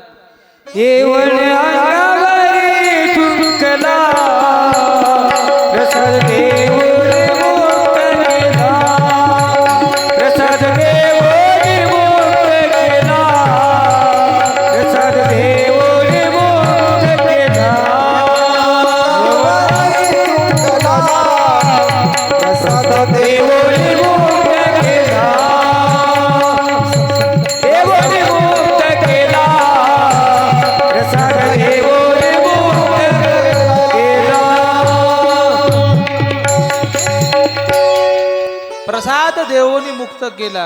एकनाथ महाराज म्हणले, हा अंगाव थुकला म्हणून आपल्याला गोदावरीचे 108 स्नान करायला मिळाले. अपकाराला सुद्धा उपकार समजतात, त्यांना संत म्हणतात, किंवा अपकार करणाऱ्यावरही उपकार करतात त्यांना संत म्हणतात. ज्यांच्या अंतःकरणामध्ये दया आहे त्यांना संत म्हणतात. लोकांनी किती त्रास दिला तर लोकांना उलट त्रास न देता आशीर्वाद देतात, त्यांना संत म्हणतात. गौतमानं सांगितलं, त्यांनी माझं काही वाईट केलेलं नाही, त्यांनी मला त्रास दिला म्हणून आज तुमचं मला दर्शन झालं. देवा, आज माझ्यासाठी इथं प्रगट झालात, माझी विनंती आहे या ठिकाणी राहा. आणि भगवान परमात्मा, भगवान भोलेनाथ त्या ठिकाणी राहिले आणि ते ज्योतिर्लिंग तयार झालं. त्र्यंबकेश्वर भगवान की जय. त्र्यंबकेश्वर या ज्योतिर्लिंगाची निर्मिती झाली. त्यानंतर 9 नंबरचं ज्योतिर्लिंग आहे. कोणतं? वैद्यनाथ ज्योतिर्लिंग. परळी या ठिकाणी आहे, महाराष्ट्रात आहे. आता हे ज्योतिर्लिंग कसं तयार झालं त्यासाठी कथा सांगितलेली आहे. भगवान शंकराचा भक्त आहे रावण, आणि एवढा त्या ठिकाणी मोठा भक्त आहे, मोठी तपश्चर्या रावणाने भगवान शंकराची केलेली आहे. मोठे स्तोत्र लिहिलेले आहेत. रावणानं जे स्तोत्र लिहिलेले आहेत ते आतापर्यंत दुसऱ्या कोणाला लिहिता आले नाही तसे. म्हणून भक्त आहे. काही काही लोक रावणाला नाव ठेवतात. आपण रावणा एवढे मोठे नाहीत, हे का नाही, रावणाला नाव ठेवणे एवढी. आता हा रावण हिमालयामध्ये गेला आणि भगवान शंकराची तपश्चर्या करू लागला. पण तप करत असताना काही सामान्य पद्धतीनं करत नव्हता. आपले जे 10 शिर होते रावणाला, त्यापैकी एक एक शिर कापून भगवान शंकराला वाहून तपश्चर्या करू लागला. 1 2 3 4 असं करता करता 9 शिर 9 डोके रावणाने भगवान शंकराला समर्पित केले. आणि शेवटचं 10वं डोकं त्या ठिकाणी समर्पित करणार रावणाने आपले केस धरले, हातात तलवार घेतली, डोकं उडवणार. तेवढ्यात भगवान शंकर प्रगट झाले, प्रसन्न झाले. रावणाला विचारलं काय मागायचं ते माग. रावण म्हणला, देवा माझे नगर आहे, माझं जे ठिकाण आहे, माझ्या घरी शिवलिंग नाही, पूजेसाठी शिवलिंग पाहिजे, ते शिवलिंग नाही. माणसाच्या घरी शिवलिंग असलं पाहिजे, पूजेसाठी शिवलिंग असलं पाहिजे, घरी एक शिवलिंग असलं पाहिजे, प्रवासात नेण्यासाठी सुद्धा शिवलिंग असलं पाहिजे. छत्रपती शिवाजी महाराज ज्या ज्या किल्ल्यावर राहत होते किंवा जे जे किल्ले राजांनी जिंकले, ज्या किल्ल्याची राजांनी बांधणी केली, त्या प्रत्येक किल्ल्यावरती छत्रपती शिवाजी महाराजांनी महादेवाचं एक एक मंदिर उभारलेलं आहे. मोठे भक्त होते छत्रपती शिवाजी महाराज महादेवाचे बरं का. आपण जर शिवाजी महाराजाचे भक्त असो तर आपण महादेवाचे सुद्धा भक्त असलोच पाहिजे. तुम्ही जर महादेवाला मानत नसताल आणि स्वतःला जर शिवाजी महाराजाचे भक्त म्हणून घेत असाल तर ते शिवाजी महाराजांना सुद्धा आवडणार नाही. कारण छत्रपती शिवाजी महाराजाची संकल्पना सुरुवातच महादेवापासून आहे.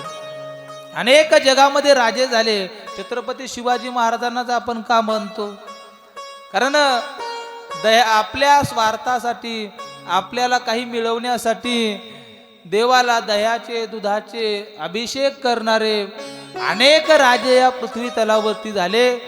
पण रयतेच्या कल्याणासाठी, लोकाच्या सुखासाठी आपल्या रक्ताचा अभिषेक महादेवाच्या पिंडीला करणारे जगाच्या पाठीवरले एकमेव राजे म्हणजे छत्रपती शिवाजी महाराज आहेत. एकच राजा इथे जन्मला शिवनेरी किल्ल्यावर, एकच राजा इथे जन्मला शिवनेरी किल्ल्यावर, शिवरायाचं नाव गाजतंय गडकिल्ल्याच्या दगडावर, शिवरायाचं नाव गाजतंय गडकिल्ल्याच्या दगडावर. एकच राजा इथे जन्मला शिवनेरी किल्ल्यावर, किल्ल्यावर माझ्या राजाचं नाव गाजते किल्ल्याच्या दगडावर, माझ्या देवाचं नाव गाजते किल्ल्याच्या दगडावर. सुंदर स्वराजे निर्माण केले तलवारीच्या धारेवर, तलवारीच्या धारेवर रे साडी मारते आपल्या दिल्या आपल्या निगड्या छातीवर, आपल्या निगड्या छातीवर बनाले रडले मावळे घरू सजारावर, सारा बनाले रडले मावळे घरू सजारावर. छत्रपती शिवाजी महाराज शिवरायाचं नाव गाजतंय गडकिल्ल्याच्या दगडावर, शिवरायाचं नाव गाजतंय गडकिल्ल्याच्या दगडावर. एकच राजा इथे जन्मला शिवनेरी किल्ल्यावर, किल्ल्यावर माझ्या राजाचं नाव गाजते किल्ल्याच्या दगडावर, शिवरायाचं नाव गाजतंय किल्ल्याच्या दगडावर माझ्या राजाचं नाव गाजते किल्ल्याच्या दगडावर. छत्रपती शिवाजी महाराज की जय. एकच राजा झालेला आहे या भूतलावरती की ज्या राजाने सदैव लोकांच्या सुखाचा विचार केला, कधी आपल्या सुखाचा विचार केला नाही. कुठेही छत्रपती शिवाजी महाराजांनी कोणत्याही किल्ल्याला बापाचं नाव दिलं नाही, आईचं नाव दिलं नाही. हो, कुठेही आपलं नाव येऊ दिलं नाही. जे काही केलं ते लोकांसाठी केलं आणि लोकांसाठी जगल्यामुळे आज आपण शिवाजी महाराजाचं नाव घेतो. नाहीतर 33 कोटी देवाचे या पृथ्वीवरती करोडो मंदिर आहेत, पण एकही मंदिर नसताना प्रत्येकाच्या हृदयात ज्या राजानं मंदिर केलं ते छत्रपती शिवाजी महाराज आहे. प्रत्येकाच्या या महाराष्ट्रामध्ये, या भारतामध्ये जन्माला आलेल्या मुलाला सांगायचं काम नाही छत्रपती शिवाजी महाराज कोण आहे. छत्रपती शिवाजी महाराज की म्हणल्याबरोबर आपसूक ज्याच्या तोंडामध्ये जय येते त्याला हिंदू म्हणतात. असं आपण त्यांना मानतो. तो राजा काही सामान्य नाही, भगवान शंकराचा महान भक्त आहे. आणि प्रत्येक किल्ल्यावरती शिवाजी महाराजांनी भगवान शंकराचं मंदिर उभा केलं, यातही नवल नाही. शिवाजी महाराजांच्या बरोबर ज्यावेळेस महाराज मोहिमेवर जायचे, 6-6 महिने 8-8 महिने प्रवासात असायचे. असं सांगतात की या जगामध्ये सगळ्यात जास्त घोड्यावर प्रवास केलेला एकच राजा आहे, ते म्हणजे छत्रपती शिवाजी महाराज. आणि मग प्रवास असायचा, मोहिमा असायच्या, आणि मग शिवाजी महाराजाची त्यामध्ये सुद्धा पूजा बंद नसायची. महाराजाच्या मोहिमेमध्ये जाण्यासाठी त्या ठिकाणी सोबत शिवलिंग असायचं पूजेमध्ये.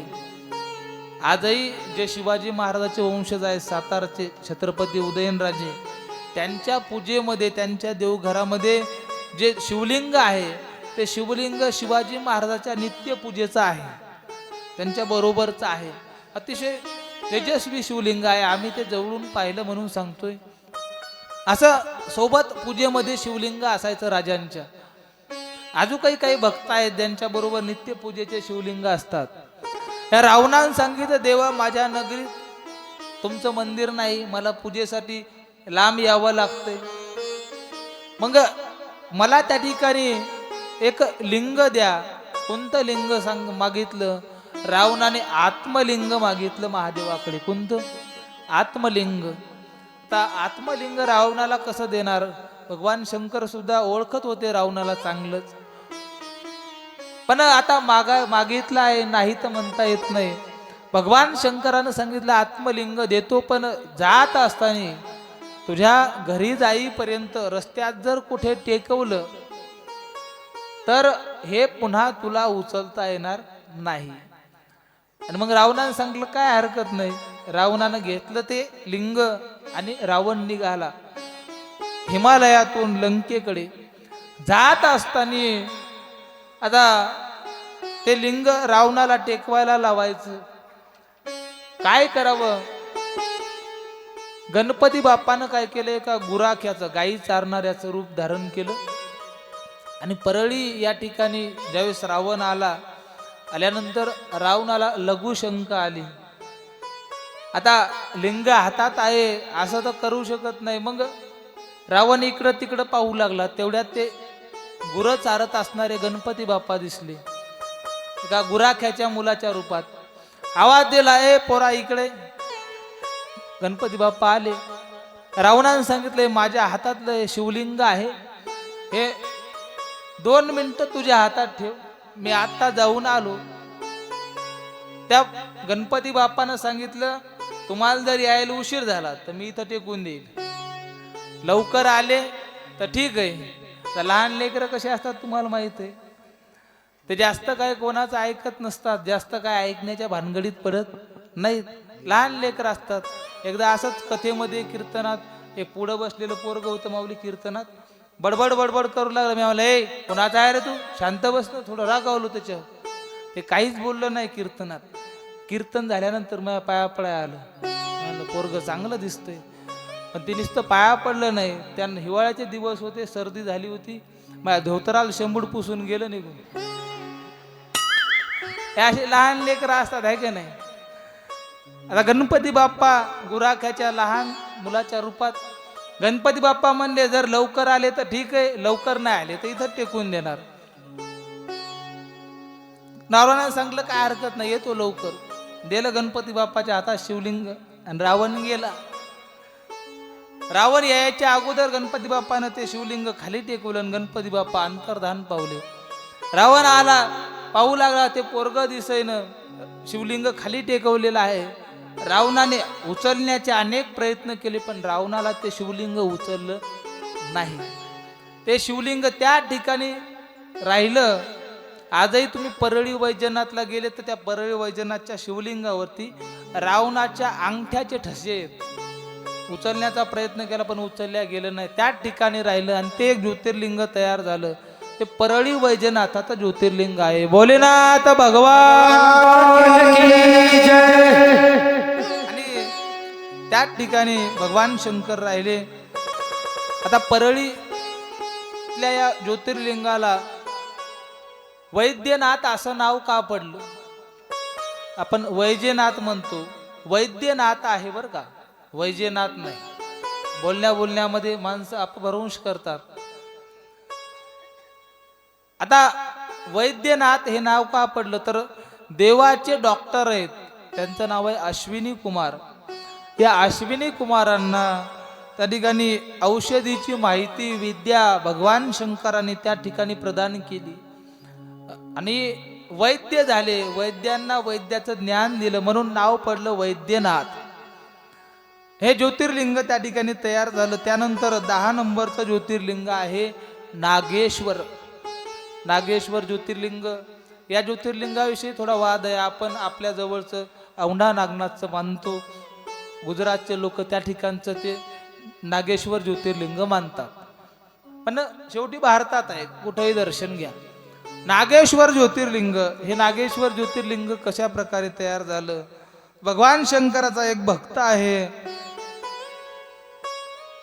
वैश्य भक्त आहे, त्याचं नाव आहे सुप्रिय. या सुप्रिय नावाचा अतिशय गहन, अतिशय मोठा असा भगवान शंकराचा भक्त आहे. आणि ज्या गावामध्ये हा सुप्रिय राहत होता त्याच गावामध्ये एक दारुक नावाचा राक्षस राहत होता. आता या दारुक नावाच्या राक्षसाने या सुप्रिय नावाच्या या महादेवाच्या भक्ताला सांगितलं की माझ्या राज्यामध्ये माझ्या गावात राहून महादेवाची भक्ती करायची नाही. पण भक्त आहेत ते भीत नाहीत, देवावर विश्वास असतो. आम्ही ज्याचे दास त्याचा पंढरी वास. आम्ही काय साध्याचे लेकर नाहीत, देवाचे लेकर आहोत, आम्हाला भियायची गरज नाही.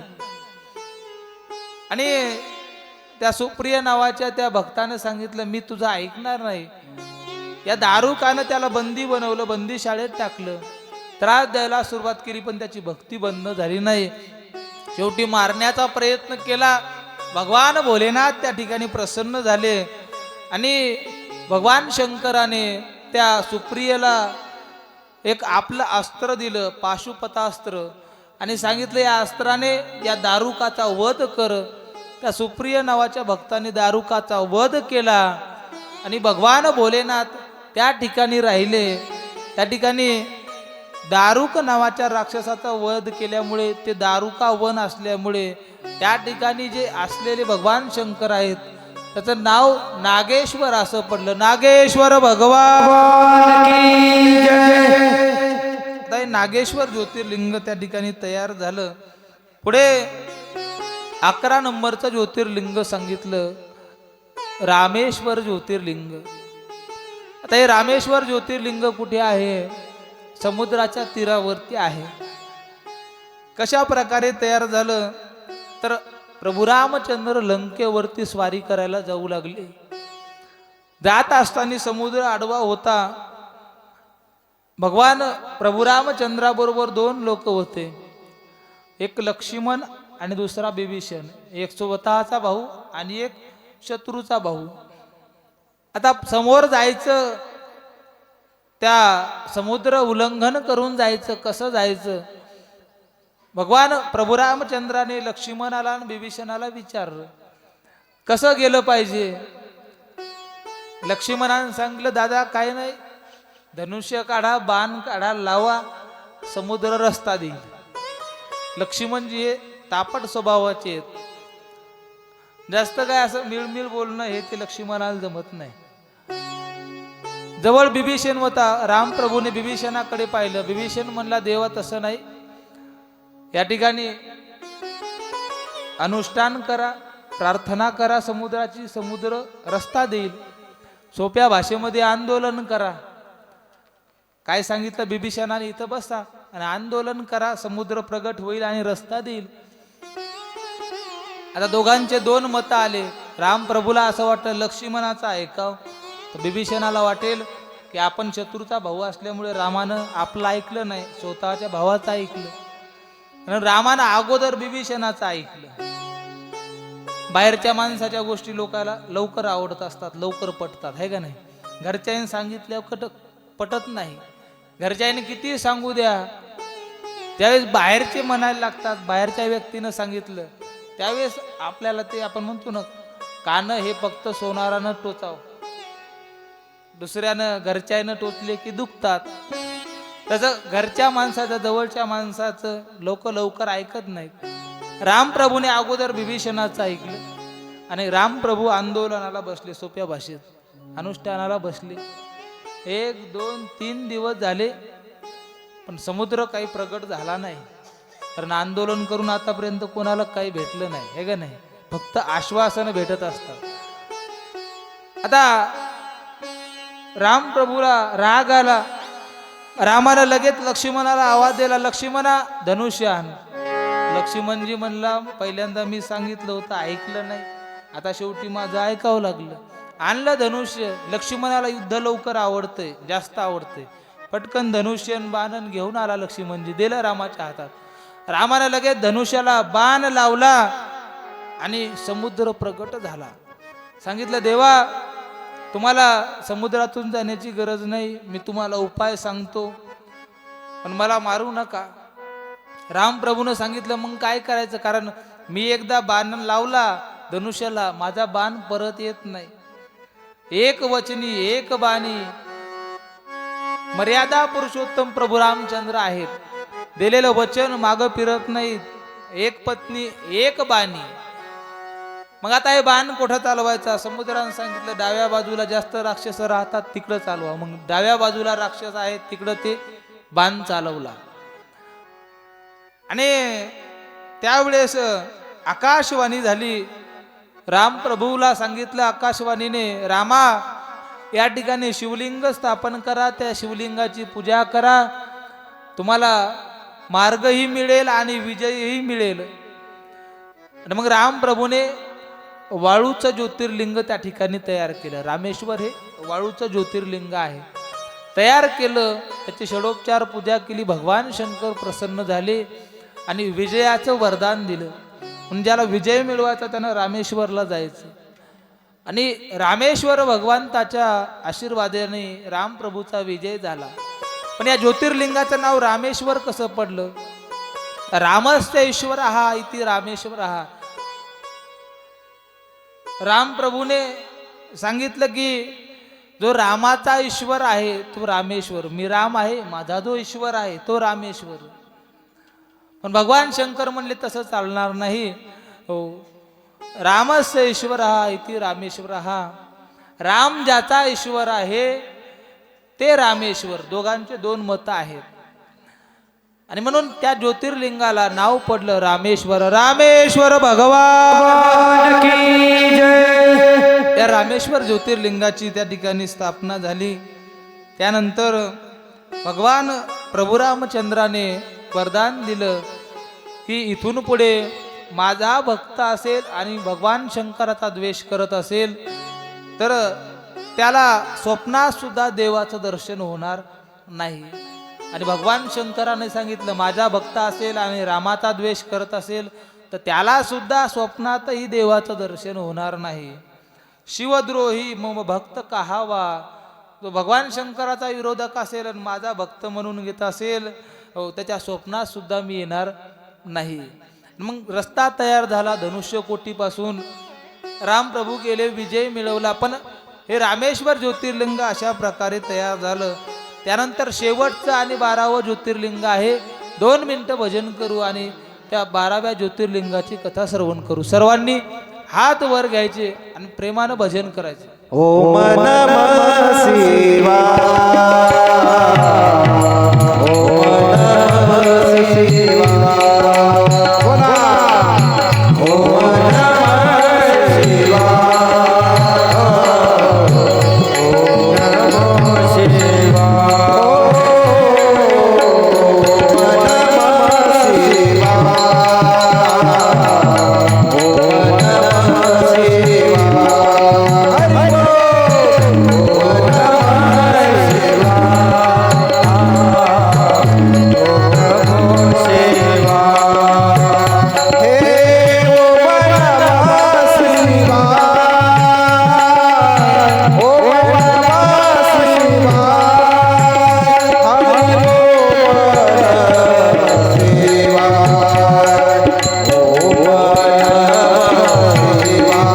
नमः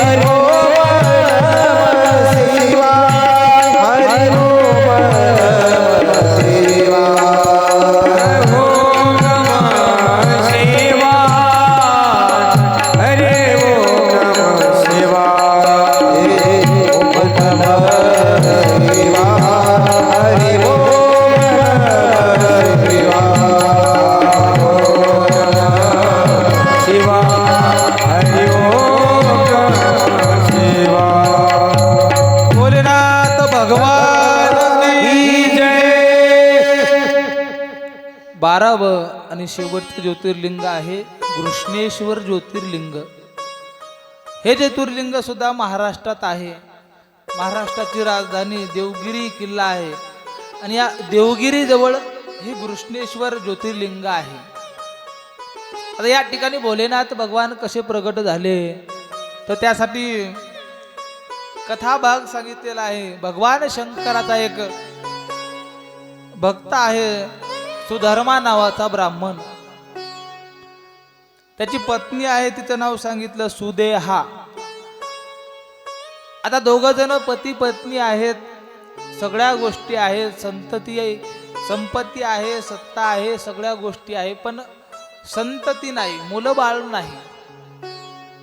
आणि मुलं बाळ नसल्यामुळे थोडं दुःख आहे जीवनामध्ये. कारण जगात सगळ्यांना सगळ्या गोष्टी व्यवस्थित मिळत नसतात. कुठे काही, एक आहे एक नाही. कोणाकडे सत्ता आहे संपत्ती नाही, संपत्ती आहे सत्ता नाही. सगळ्या गोष्टी असल्या आनंद नाही, सुख नाही, समाधान नाही.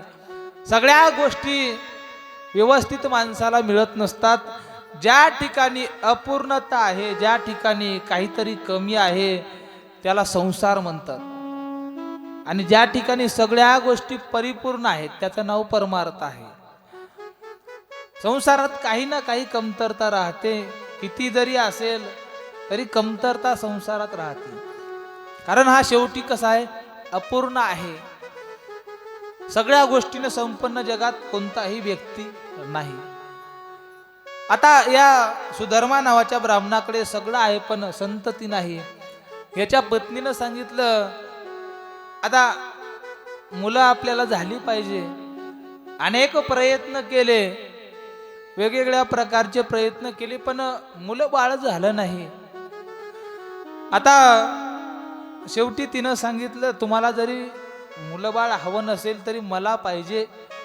तुम्ही एक काम करा, तुम्ही दुसरं लग्न करा. आणि त्याच्या पत्नीच्या सांगण्यावरून त्यानं दुसरं लग्न केलं. कोणाबरोबर करायचं? त्या सुदेहानं सांगितलं माझ्या काकाची मुलगी आहे, माझ्या चुलत्याची मुलगी आहे, तिच्या बरोबर तुम्ही काय करा, लग्न करा. आता तिच्या चुलत्याची जी मुलगी आहे तिचं नाव आहे घुष्मा. काय नाव आहे? घृष्मा. आता ती महादेवाची मोठी भक्त होती. महादेवाची पूजा, महादेवाची त्या ठिकाणी ध्यान धारणा असा नित्यनेम करणारी होती. तिच्याबरोबर या सुधर्मा नावाच्या ब्राह्मणाचा विवाह झाला. विवाहाच्या नंतर कालांतराने त्यांना एक मुलगा झाला. त्या मुलाचं लग्नही झालं. पण काही काळानंतर या सुदेहाला असं वाटू लागलं की लग्न झाल्यानंतर, दुसरं लग्न झाल्यानंतर आपल्या नवऱ्याचं आपल्यावरलं प्रेम कमी झालं. का कमी झालं? कारण दुसऱ्या पत्नीला काय झाला? मुलगा झाला. वास्तविक पाहता हिनेच लग्न करायला लावलं, पण आता मात्र हीच काय करू लागली? द्वेष करू लागली. आणि एवढा टोकाचा द्वेष केला की दुसऱ्या पत्नीचा जो मुलगा होता तो रात्रीच्या वेळेला झोपलेला असताना या सुदेहानं काय केलं? त्याला मारलं. नुसतं मारलं नाही, तर त्या देहाचे छोटे छोटे तुकडे केले आणि नेऊन ते काय केले? नदीमध्ये टाकून दिले. सकाळी त्याची पत्नी उठली. तिला वाटलं उठून शेतात गेले असतील, बाहेर गेले असतील. आणि आईला तर काहीच माहित नाही. त्या मुलाची आई जी आहे तिचं नाव आहे घृष्मा. या घृष्माला काहीच माहित नाही. पण त्या घृष्माचा एक नियम होता, सकाळी उठल्यानंतर स्नान करायचं, नदीवरती जाऊन त्या ठिकाणची माती आणायची, पार्थिव शिवलिंग बनवायचं, त्याची पूजा करायची आणि पुन्हा नेऊन ते नदीमध्ये विसर्जित करायचं. तिनं सकाळी नदीवरली माती आणली, शिवलिंग तयार केलं, पूजा केली. ते पार्थिव शिवलिंग पुन्हा विसर्जनासाठी घेऊन नदीवर गेली. आणि जसं ते पार्थिव शिवलिंग ज्या ठिकाणी त्या मुलाचे तुकडे टाकले होते सावत्राईने, त्या ठिकाणी हिनं नेऊन ते पार्थिव शिवलिंग टाकलं. आणि टाकलं आणि पुन्हा परत निघाली. एवढ्यात मागून तिचा मुलगा प्रगट झाला आणि तिच्या मागं चालायला लागला. आता तिला माहीतच नाही काय झालं काय नाही. तेवढ्यात भगवान शंकर त्या ठिकाणी प्रगट झाले. भगवान शंकराला राग आला, कारण भक्त होती ती घृष्मा. त्या घृष्माला आवाज दिला भगवान शंकराने. ती थांबली, देवाच्या जवळ आली, दर्शन घेतलं. भगवान शंकर म्हणले, घृष्मा तुला माहित आहे का मी कशासाठी प्रगट झालोय? अगं तुझ्या सवतीनं तुला तुझ्या मुलाला मारलं होतं, त्याचे तुकडे करून आणून नदीत टाकले होते. आणि भगवान शंकर त्या ठिकाणी त्या सुदेहाला मारण्यासाठी निघाले. त्या घृष्मानं सांगितलं, देवा तिला मारू नका, तिचा काही दोष नाही. तिच्या मनात द्वेष निर्माण झाला, तिनं जे करायचं ते केलं.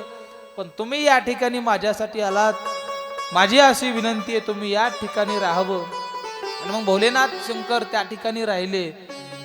पण कृष्णासाठी आल्यामुळे त्या शिवलिंगाचं, त्या ज्योतिर्लिंगाचं नाव पडलं घृष्णेश्वर. घृष्णेश्वर भगवान की जय. आणि अशा प्रकारे या 12 ज्योतिर्लिंगाची निर्मिती झाली. आणि भगवान शंकराने आपलं तेज या 12 ठिकाणी विभागून ठेवलेलं आहे. ही 12 ज्योतिर्लिंगाची कथा शिवपुराणामध्ये आली. ही शिवपुराणामधील कथा ऐकल्यानंतर त्याची फलश्रुती म्हणजे पापाचा नाश होतो.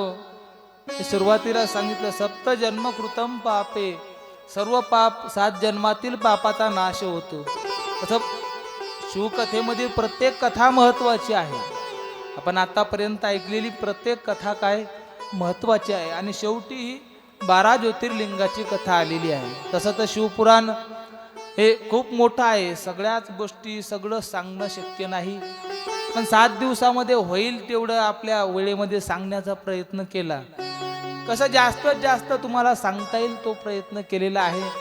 कसं महत्वाचं आणि तात्विक सांगता येईल याचा प्रयत्न केला. तुम्हीही मोठ्या प्रेमानं 7 दिवस ते श्रवण केलं. नुसतं श्रवण करून उपयोग नाही, जे ऐकलंय ते आचरणात सुद्धा आणण्याचा प्रयत्न करा. कारण शिवकथेमध्ये, या शिवमहापुराणामध्ये फक्त भगवान शंकराची भक्ती नाही सांगितली, भक्ती सांगितली, कशी करायची हेही सांगितलं, त्याची फलश्रुती सांगितली, कसं वागायचं ते सांगितलं, कसं बोलायचं ते सांगितलं. सगळ्या गोष्टी सांगितलेल्या आहेत. असं काही या जगात नाही की जे या शिवमहापुराणामध्ये आलेलं नाही. जगामध्ये ज्या काही गोष्टी आहेत, जगामध्ये जेवढं काही आहे, हे सगळ्या गोष्टी या शिवपुराणामध्ये सांगितलेल्या आहेत. काहीच शिल्लक राहिलेलं नाही, सगळं सगळं सांगितलेलं आहे. आणि म्हणून जेवढं आपल्या वाणीला जमेल, जेवढं त्या ठिकाणी आपण श्रवण करू शकतो, जेवढा वेळ जास्ती देऊ शकतो तेवढा आपण देण्याचा प्रयत्न केला. 7 दिवस होईल तेवढं जास्त प्रमाणामध्ये ऐकण्याचा प्रयत्न केलेला आहे. तुम्ही सर्वांनी पहिल्या दिवशीपासून मोठ्या नियमानं सर्वजण आलात आणि ऐकलेलं आहे ते आचरणात आणण्याचा प्रयत्न करा. नक्कीच भोलेनाथ भगवान शंकर आपल्याला एक दिवस भेट दिल्याशिवाय राहणार नाही.